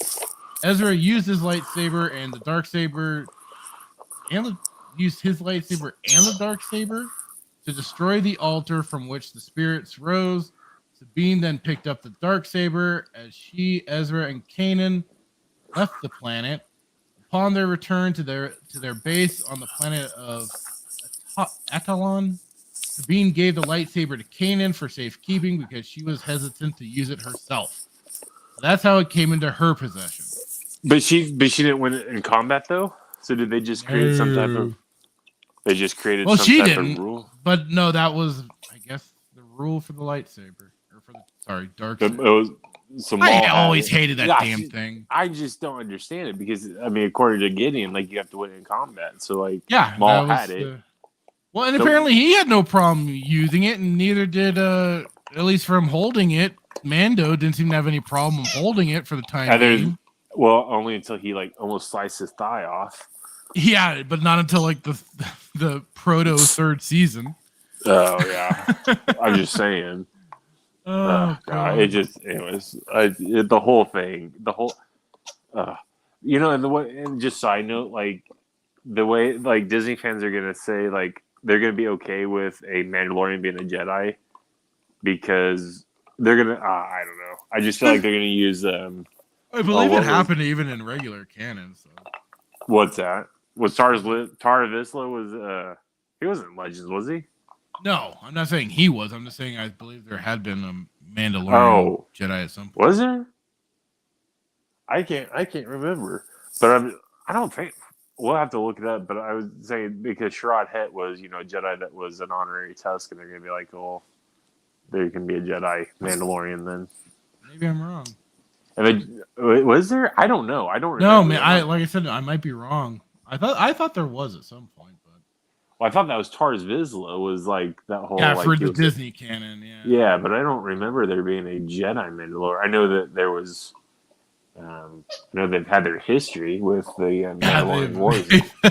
Like, just a couple fights here and there. Just like I'm wrong. Hey, all right, yeah, I'm wrong. There wasn't one that I could find. So no, there was no Jedi Mandalorians. Yeah. They had just been fighting the shit out of each other for decades. for a couple centuries. Yeah, Blasting planets. Those were the good days. Oh man, what I would give to just own a basilisk and then come down and be able to like just glass a planet. We'll have to edit that out when we post this, so people don't think I'm a crazy. Ever. But seriously, have you seen a basilisk? They look amazing. Oh no, yeah. I'm driving one. I might have to grab some clips of Candace and his his war stories for next week.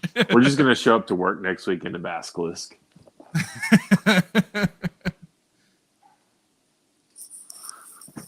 Was a continent or two turned to glass.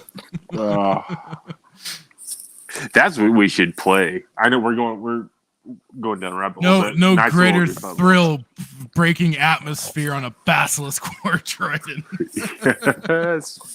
God. Some of those war stories were the best. He was so fun to listen to. Oh yeah, I would play them and then turn my Xbox off and turn it back on just so I could replay the conversations. Okay, back to this. I know. We still don't know. It's just, and then because Sabine just handed the Darksaber over to Bo-Katan, and which makes no sense. That was the beginning of the end for the Mandalorians and the Empire and stuff. It brought destruction. So they were literally hit by some superstition and mumbo jumbo. Yeah. They broke a mirror and they've had bad luck for centuries. So I said, wow, even Moff Gideon knows to launch TIE fighters. Where was this shit for Kenobi? Yeesh. Wow, quite the production and then they had such a dramatic way of showing the TIE fighters being launched from the base. I was like, all right, cool. But it just felt like a bit much. Yeah. And then it was just called, so a crash landing it is. Meanwhile, Boba just ducks and pieces out while blasting away, and the only two TIEs that made it out naturally. But we see how we now don't have Boba in this fight as he jumps to hyperspace. They got their reason of getting rid of him. And then, Jesus. So Girl Squad just goes out blasting, in no way trying to or seem like they are seeking cover or avoiding blaster fire.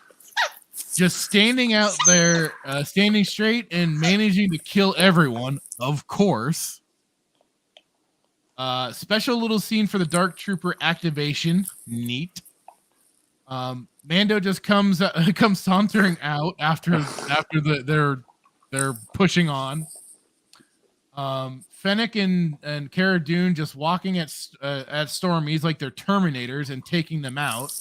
I'll give the Mandos one thing. It was smart that they did the whole jumped out under the bridge thing, hid, and then came out. Okay, you guys get that little doggy treat. So I said, well, at least to some degree, they're finally using some cover. And now they're flippy roll. This is like when they went into that room with all the boxes and stuff like that. They were finally using some cover and now flipping, rolling, jumping around moves were coming out all around. Ha! And I was like, does Fennec have the Force? Because she just Matrix dodged that blaster fire. What the hell? Force is female. Anyway, back to no pretense of trying to take cover and going full Terminators. So was there threat in all of this? So where was the threat in all of this supposed to be? Really, there was like none.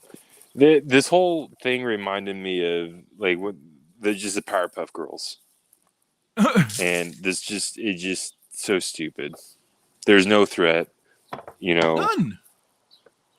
It was and these are characters that aren't established in the sequel trilogy or anything. They have that's the possibility the point. for death, but it's like at the same time, it's still technically Disney, so they're not gonna die. Well, that's the point, right? Like they're brand new characters that aren't established. So let's go ahead and make Boba look like a puss bag, and then we'll have these 3 females just glass all the. I do love that Boba got the easiest job. Yeah, well, he's old. He's getting up there in age, and my goodness, he probably looks. I mean, he looks a little bit better than Rex did in Kenobi. Not saying something because they're literally the same person or the same, Yeah. And then I was like, gun jam? What? But she uses it like a club. Well, at least she didn't just go and throw it at them. So, there was that. That's just so stupid. The whole gun jam. But they're gonna say, well, Luke's gun jammed in New Hope in the compactor. No, it didn't. Yes, he did. It didn't jam. They said not to fire it because it would mean that it was gonna just ricochet off of everything. No, he uses line. He says, "Shoot it, William. My gun's jammed." Oh, does he? Yeah. Oh, in the prison, little prison block. No, they're in the compactor, and he's got the what's the creature? The name of the creature that's got the tentacle around him. But he's like, "Shoot it, William. My gun's jammed." That's how they freaking excuse that one. Yeah. Literally, they're like, "We'll have a New Hope, so we didn't break continuity." That makes no sense, guy. But falling into yeah. Okay, well, I guess I agree with you. It's stupid. I'm misplaced on that one apparently. I'll take my L. So then I said, Dark Trooper made it out. What will happen? I was just laughing. I said, what the hell? So he has enough padding in the helmet to sustain those blows with no repercussions. I know the metal is strong, but that doesn't save his head from impact inside the helmet getting knocked around as his head sinks into the piping. Beskar. I know it's Beskar, but he's still being knocked into that wall by each punch. You can't. I mean, I know the metal is like undamageable or whatever, but he's still getting knocked around. Like you can sustain like whiplash and head injury with a helmet and stuff like that still. So like he's completely fine though. Yeah. I mean, they're just gonna tell you that it's Beskar, so why are you complaining? It's stronger than vibranium, is what they're gonna say. I hate that. I hate that. I hate that. What? Just saying. Hang on. I just put up a new video. Bullshit, Mr. Handman. That's what I had to say about that. When you post that and send it to them.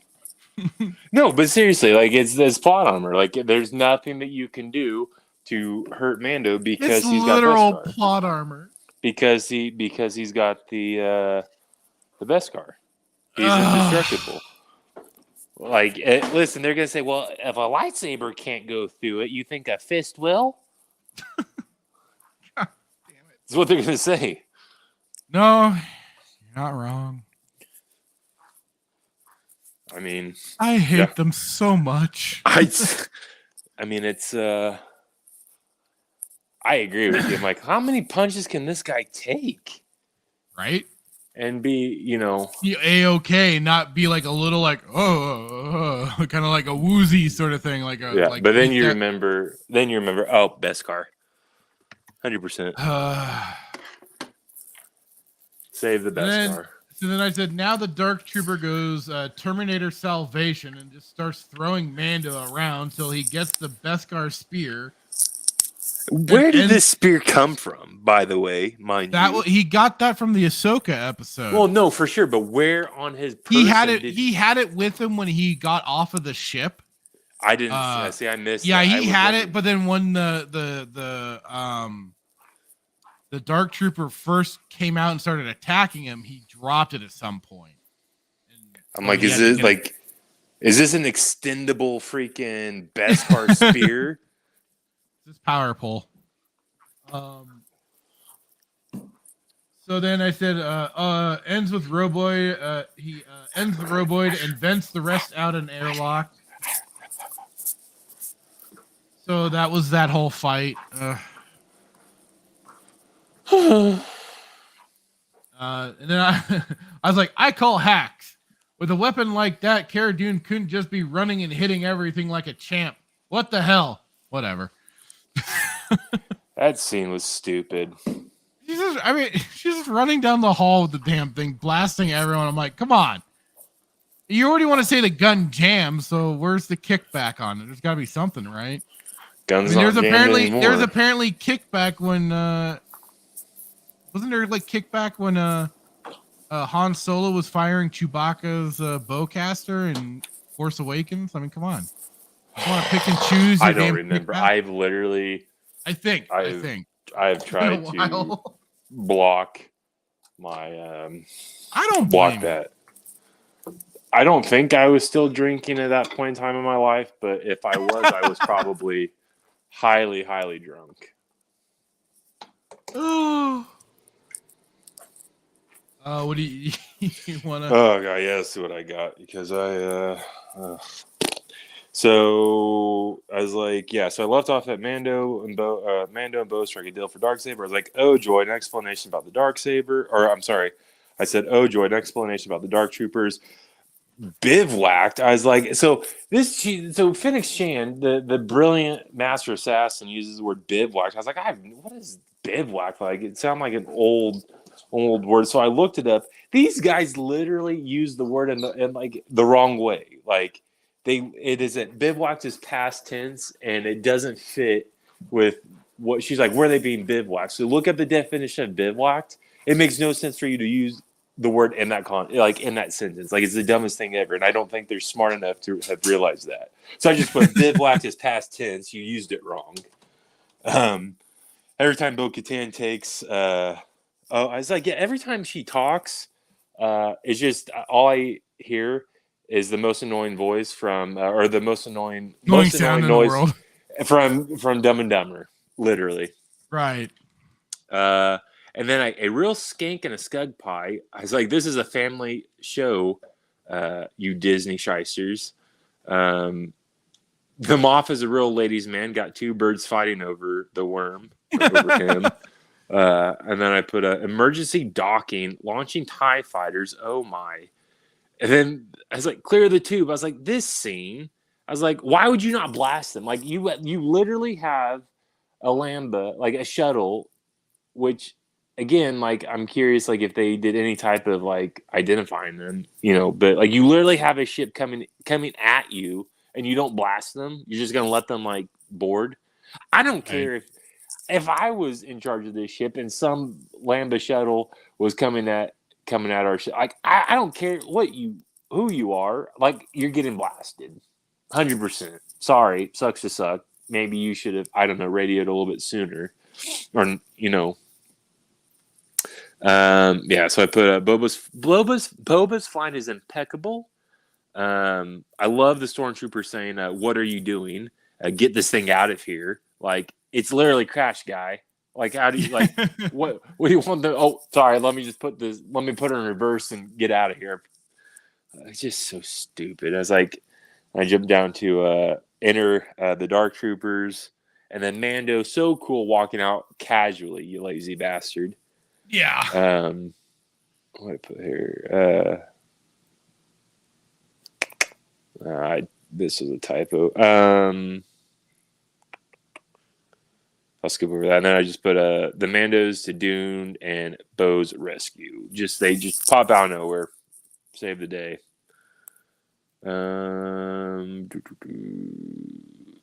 don't know if I might say that I don't know if you got to this part, but I was like, how long does it take to power up these Dark Troopers?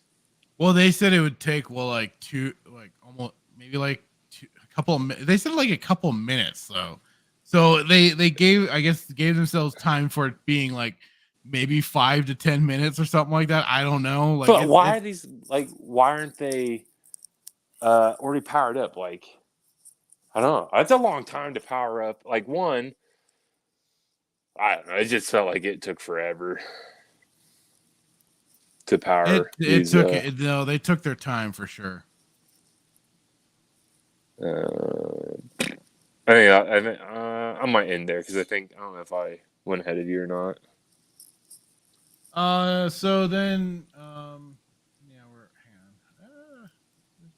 Okay. So yeah, Mando goes for the kid to find Gideon holding the Womp Rat hostage. Gideon is trying to seem impressive and maybe even Hannibal Lecter-esque, but is this just yawn-inducing? We know you smarty pants bad guy. Get on with it. And then let's see. Gideon almost seems to be acting reasonable, but of course, he naturally starts attacking Mando with the Darksaber. As we got told earlier, the only thing it can't cut through is true Beskar, so we know Mando is safe. Literal plot armor. Well, I'm telling you. Yep. If it worked for Mando, it worked for Vader. Well, and then, Mando beats somebody. Like I said, he chooses a half measure instead of just killing him right then and there. But I said, Mando doesn't seem to be weighed down by the Darksaber like he is later. Interesting. Almost like they probably created that rule later, or as they are going. Right. I said, Mando's got a crush and kept getting alive for Cara Dune for the whole New Republic turn-in. Yeah. But Gideon starts his talking again and about how Bo-Katan needs to kill Mando now for the saber. Gideon is having a good laugh as he explains what needs to be done for the Darksaber and for Bo-Katan to properly have it to lead the Mandalorians. I said, "Oh right, they're robots. So the Dark Troopers weren't properly killed. So now they're back to cause them havoc because just venting them out into space wasn't gonna kill them. And they already showed they could fly in the previous two previous episodes ago. You know what's kind of interesting? So they go around saying, the Force is sentient and lightsaber crystals are alive, but why wouldn't you think, you don't think robots have feelings? You don't think robots are alive? That's you didn't think that robots they already tried. They've already been trying to do that. Like they started some of that in the Solo movie with the stupid robot in that. It was screaming about droids' rights and shit. I'm just saying, maybe you shouldn't, should have caught on to that. I don't know. Anyway. Right. Can we just talk about real quick, how, not to cut you off, but how ridiculous these Dark Troopers look? I don't know what Daviaso would say. I'm sure he would say that they look cool.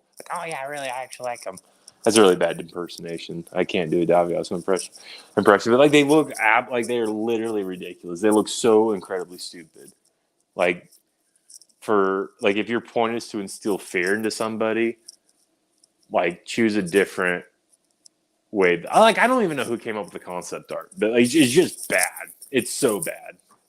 It looks like it kind of reminds me of who's the villain in Toy Story, Buzz Lightyear. Hang on.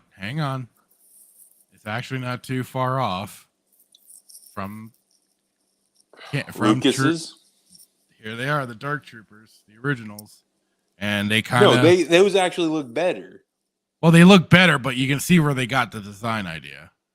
Nah, man, the face is way better. I peed a little bit just looking at this. like it is Legends. It's the true canon. It's the original Dark Troopers. Oh, and then side note, this is very, very important. I know that we're almost, we might be right on cue. So Legend, can you explain Legends versus canon? And I got into a discussion with somebody at work last night. You may know. But yeah, explain Legends and canon, because it was, and how like Disney, when Disney acquired Lucas, like everything became Legends. Is that not a thing? Yeah, when they bought Lucasfilm and Star Wars and everything, they inherited all that stuff. Yes. Basically saying like anything that's on screen is canon and anything else is Legends. Anything that's not on screen is technically Legends. So, and this is something that OG Star Wars has talked about in them. Let me get it real quick. I don't know if we've talked about it on this show. I don't know if we have, but I think it's important to talk about. I know I've brought this. I remember showing this to you at one point. Yeah, here we go. Hang on.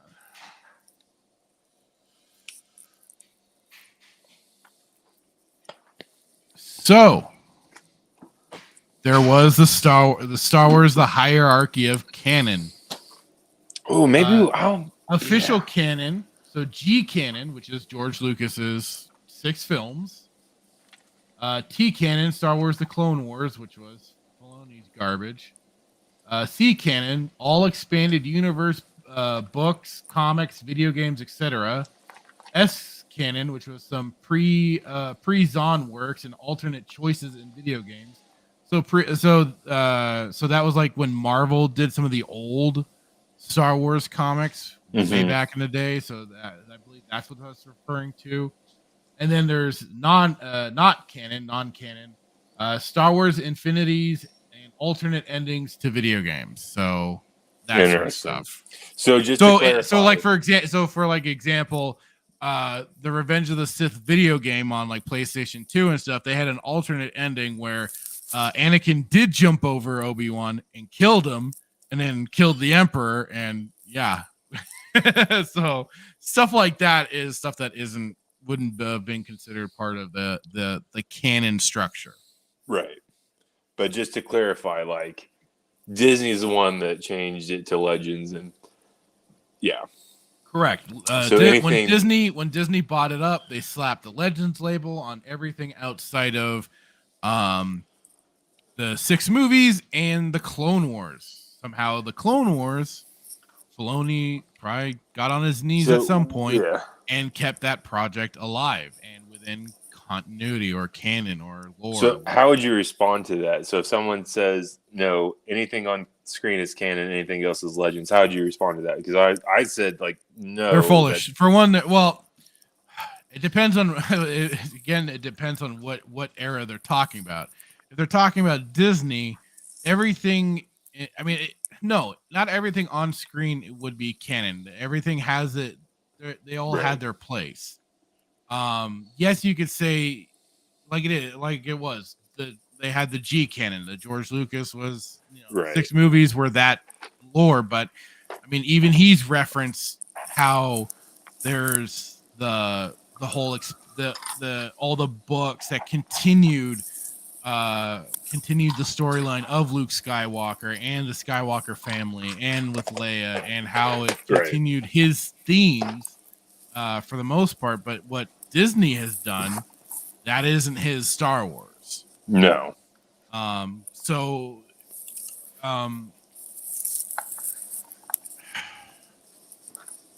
would, no, not because this is the stupid thing, because the whole purpose of them sidelining the original lore was so that they could be creating their own new lore, and that meant comic books, video games, books, you name it.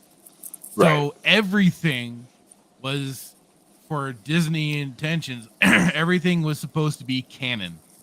Right. Not just movies, not just what you saw on screen, but what you read and what you played. It was all supposed to be part of the continuity, which is the big part of the whole joke because they couldn't even keep their own shit straight. No. I just tell people like there's canon and then there's Disney. Anything after 2013, you could just safely assume, or you just safely say this. Yeah, that's not. Yeah, thank you. That is not canon. But yeah, he said, I was like, no, that's. I said Disney's the one who made Legends. Like, you know, I've heard Laura talk about like how she hates the books that have the Legends cover on it because like Disney did it. So, yeah, I just wanted to clarify that because I'm sure, I don't know if it's come up in I don't know if it's come up with you in conversations at work, but it definitely has for me. And it's like, no, it's not. It's like bless your heart. Like that's not what it means.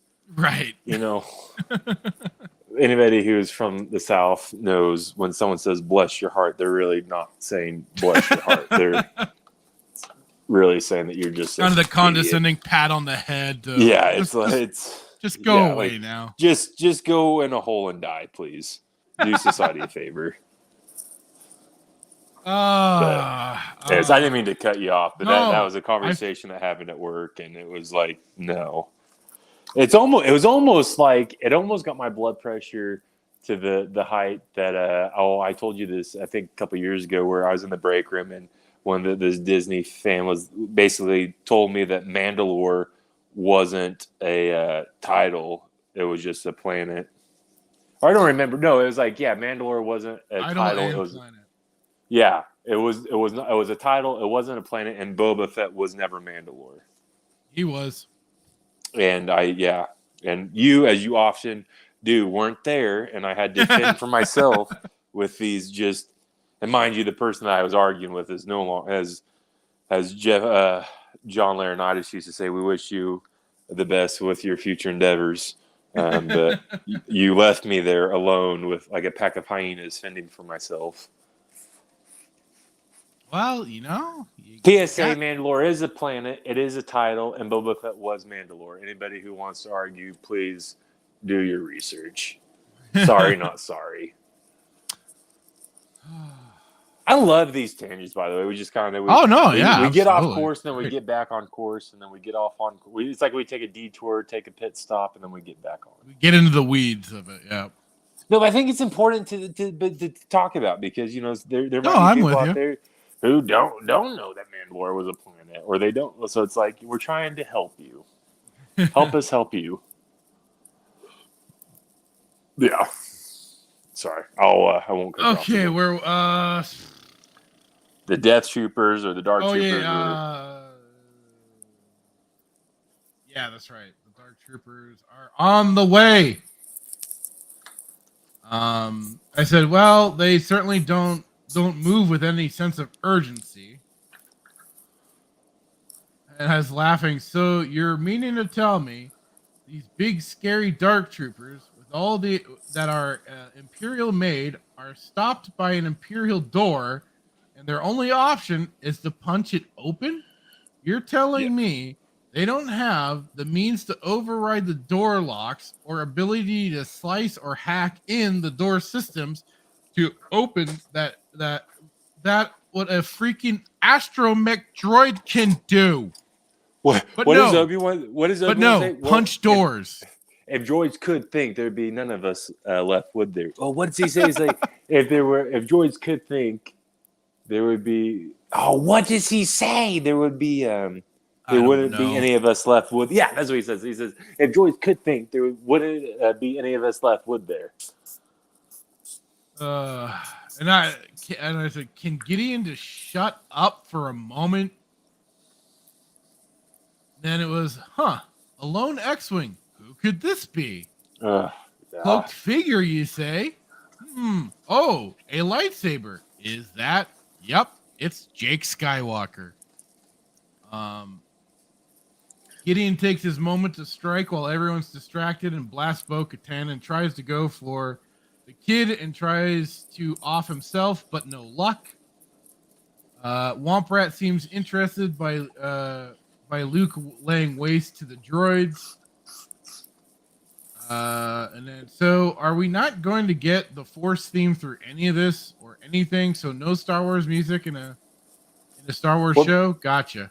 They didn't know that they could use John Williams' music. So I was like, oh, Force Crush. Neat. I said, now we get a tune of Star Wars music. Could have used that for the fight, but whatever. Wow, Jake Skywalker. No, hey, is everyone all right? Or I'm Luke Skywalker. I'm here to help. Is everyone okay? No, just Jake Skywalker being a dick. Yeah. Womp Rat needs permission. It seems to leave, but all this means nothing anyway. Because we know that they just farted away with those 2 episodes in Book of Boba Fett. Yeah. We get another helmet removal. Wow, twice this season. And to see his face. Dang. Okay, I would have laughed if Grogu started humping his leg because he had put him down on the ground, but then he was like hugging his leg and looking up at him, and I thought it would have been kind of funny if he just started humping his leg. Well,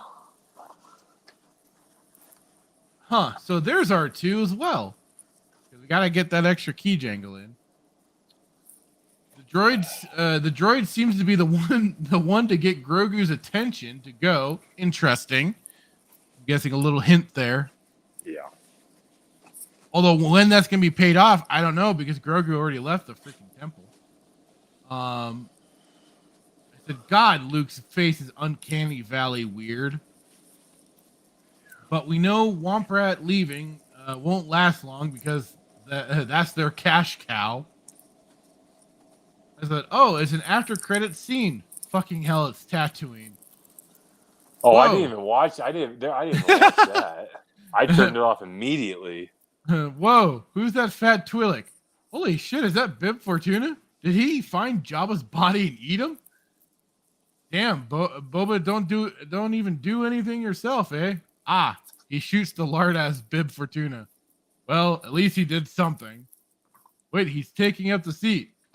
Okay. And here we go into lame-ass Book of Boba Fett. That was my notes. All right. Where were you? Yeah. I've got...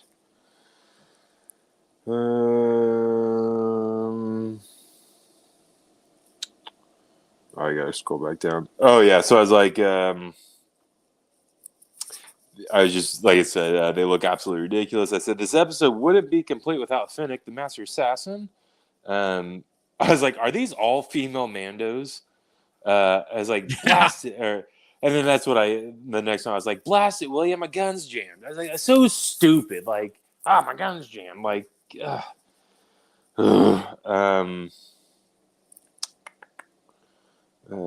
was like,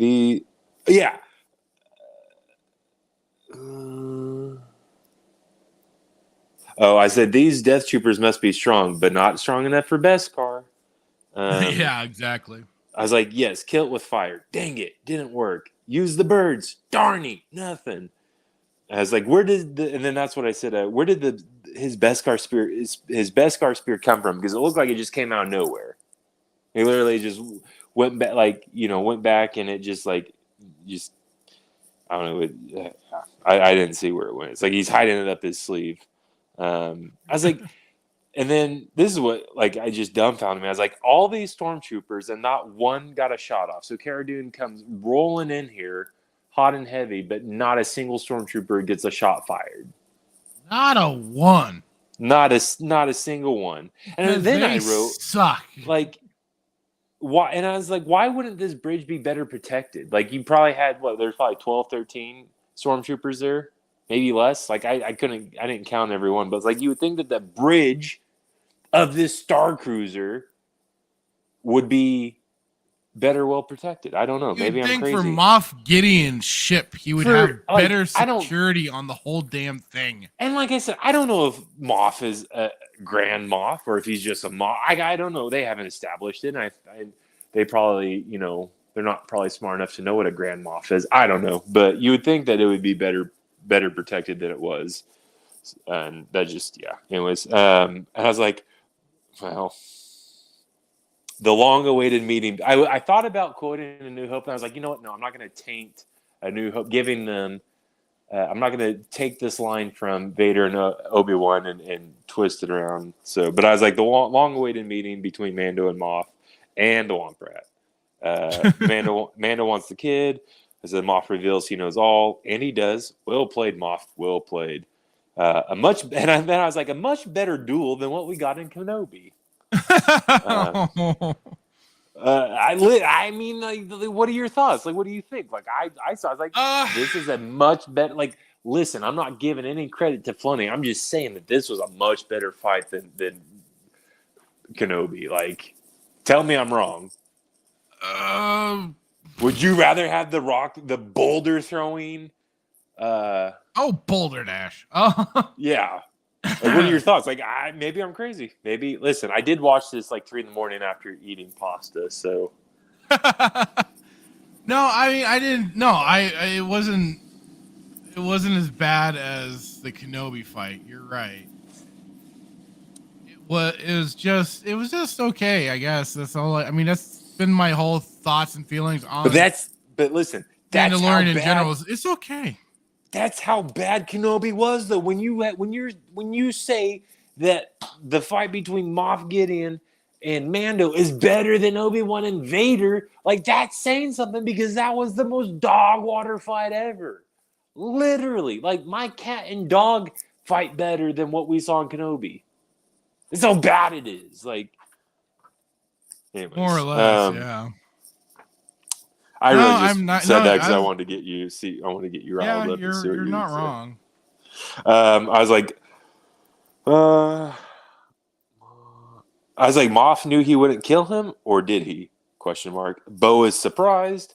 Moff is a smart cookie. I like him. Boarded by who? I was like, oh joy. More Death Troopers. Or I said, oh joy. More Death Trooper? I don't know. Disregard that one. But I was like, that's rude, Dune. Mando hides the Womp Rat. Punching. This is what it's come down to. Literally, punching a door. Yeah. I said, an X-Wing? Oh my, who could it be? A Jedi? But Order 66. Moff is scared out of his mind, then finds his bollocks, and he's out.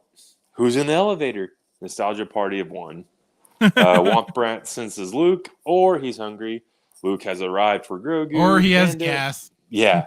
Mando not down with giving him up. Luke pressing hard to get the child. Mando finally gives up the Womp Rat.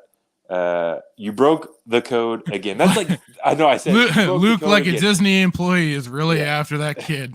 I said, you broke the code again. That's 4, Junior. Like, he's literally taken his helmet off more than 4 times I can recall. He freaking did it when he was eating the cheese and crackers on the patio at that rice paddy planet. He did it. Well, he was hidden now. The droid couldn't be seen. The droid was. Are you telling me like those kids didn't see his face on that patio? Like, listen, kids are savages. They can smell food from a mile away. You know that they saw him eating those cheese and crackers. But then he did it when the droid was trying to save his life. And then the argument is like, well, it's a droid. He's not a person. Listen, you literally tell me that crystals are alive. And the Force is sentient. So, like, you know, like, go somewhere, guy. Like, oh, it's a droid. He's not a human. Like, no. Go suck a fart. You don't get that's so contradictory. You don't get to use that argument. You're stupid calling saying a lightsaber. An inanimate object is alive. Like, shut up. Go sit down. Nobody puts baby in the corner. What am I? I said, Mando finally gives up the Womp Rat. Oh, no, I already did. I'm sorry. And then I was like, what a lovely moment between R2 and the Womp Rat. Then I just put Luke's out the end. Bye. And then I ended it. I didn't even watch the post credits. I guess I did remember that there was post credits, but I was so excited that it was finally in. That it was finally done with. Dude, I'm telling you, man, it was rough. It was rough. Like, I did not want to watch it. At 7 minutes into this, like I told you, I text you at 7 minutes in to this episode, I was just done. Like I listen. You were I would already never, tapping out. listen, we're men of integrity, and we would never read Cliff Notes to prepare for the show. I don't know whoever had that idea. Whoever did have that idea is either really, really smart or not ethical. But I literally thought about it. I thought about just getting Cliff Notes at 7 minutes in because I was like, I can't do this. So, there it is, folks. Mando season 2. We made it through it, and we didn't hurt anybody or ourselves. So excited for season 3. Oh God, when does that one start again? I don't know. We have to make it through. We have to first decide if we're doing visions or not, because I really need to know how much chocolate milk I need to buy and drink. Where's that till next year? Okay. Because Andor's coming. Andor's next. Yeah, Andor. Did we want to watch the what the Lego Star Wars? Bro, I think it would be absolutely hilarious because you were so excited. Either you were really sarcastic or you were really I was excited. really sarcastic. Okay, But at the same time, I was almost feeling evil enough to want to do it. I was like, listen, this can't be any worse than Ninjago. So yeah. So yeah, we got until August 31st. Next week, I was thinking we would maybe do more of like we'll talk about maybe some fun stuff. We'll get a little nostalgic because my brother actually kind of came up with this. He did came up with this idea of doing like kind of a nostalgia stream. We'll maybe like bring like to the table our favorite movie, book, video game. I love it. Yeah, I think we need a good discuss, and then like you said, we'll just do flat out our favorite lightsabers and stuff like that. So I think it'll be kind of our favorite battle, our own little therapeutic, you know. And I'll try and find maybe another like fan film to check out. Yeah, that's I like good. it. We need a good palate cleanse after just we need I think we need a fun episode to where we're not wanting to go off ourselves after. It's Lord.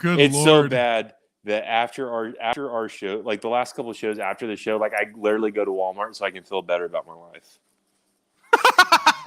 Like, I'm not joking. I literally, I'm so just want to break something that I'll just go to Walmart. I'm like, the show wasn't that bad. Like, my life's not that bad, man.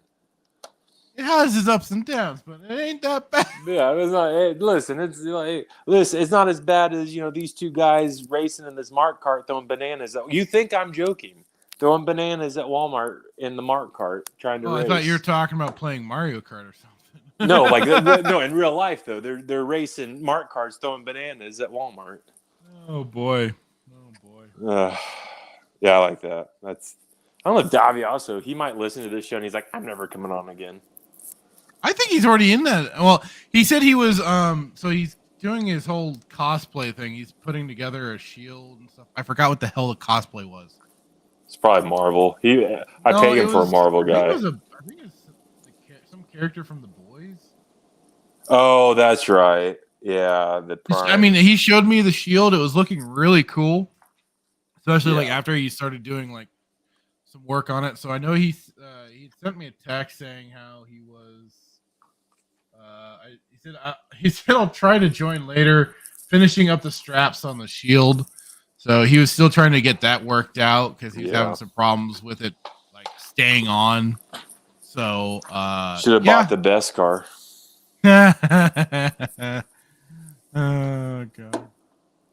Yeah, no, that'll be fun next week. Yeah, absolutely. And like we kind of like I said for the title of this episode, going off the rails a bit. And I felt like that's kind of what we did with getting to talk about Rippaverse and everything. So, if you want to bring something to the table, cool. Yeah. I don't mind. Like I said from the start, I leave free reign to be able to talk about what the hell we want. It's just mostly right with this show. Yeah, we'll be talking about but freaking Star Wars. But yeah, leave something on the side just to bring in and be like, we need something else. Sometimes. Well, I'm like it's something positive, you know. Well, and that's what I like about it because like you're a manga fan, right? And I'm a comic book fan, and I've never read manga, pretty much because I'm dyslexic, and I would actually probably read it from the back to the front. It takes a bit of getting used to it first. Like the thing is too, like when I try and like go and read like a recent Spider-Man comic or something, I have to force myself to remember, oh yeah, it's left to right and not right to left. I would be if I ever read Berserk, I'd come back and just be pissy. Like, yeah, I read this thing made no sense whatsoever. Like I spent $50 on this. I have to tell you, no, you have to read from this side and yeah. I'd be so mad. It'd take me 4 weeks to get through this book, and like it makes no sense. It's like everybody's dead. Like I don't understand it. Like everybody like. It's like some weird Twilight. You picked up the latest. Yeah. And you're like, wait, what the hell? Yeah, I mean, so this is stupid. Manga's stupid. I don't understand. I don't know how you like it. You know, and like it's not for everyone. Just like comics aren't for everyone too. But, it's probably not for people like me who are dyslexic. That can't. I have hard enough time reading comic books. I had to watch it. No, I'm just joking. But you gotta be. Listen, sometimes those panels can be confusing, left to right, man. It'll throw you sometimes. It'll throw you. Yeah. Well, is there you got anything going on? Doing? I'll be trying to get back to doing the Republic Commando streams to get through that game. Like I said earlier, I'm trying to at all? Probably maybe like Wednesday or Thursday I'll do it then, or maybe I don't know, I'll fit something in, but probably between one of those days, Wednesday or Thursday, because those are my days off. Nice. Otherwise, I just gotta figure out how I want to edit down the first playthrough that I did. Or if I just want to just like cut out a couple of things and then slap the whole thing up, I don't know. I think do that, man. I think honestly, it's a short enough game where like I enjoy watching. Like when I watch your streams, I enjoy watching it live. The whole I do hour to two playthrough. I do, but some people don't have an hour or two to. No, that's why I was like cutting down the Jedi Outcast playthrough. But that I always felt was so much more easier to do. Yeah. I don't know why. It just was. I'll figure something out though. I think it's also just nostalgia watching someone else play through it and them not having to get hung up on the areas that I got hung up with makes me feel even more. You don't have. Yeah, you aren't the one getting angry at the freaking game. God dang it! I was like, oh, stop it. So I understand. Well, good stuff. So yeah, next week. So pumped, so excited not to have to watch anything Disney related. It'll be a nice break. For sure. I'm sure there'll be plenty of other stuff that we can get angry at, or we'll just keep it completely chill. We have to at least have one. Yeah, maybe we'll have to at least have one. It'll be a happy stream. Yes, we haven't had one of those in a long time. All right. So with that, I say good night, everybody. Have a good one.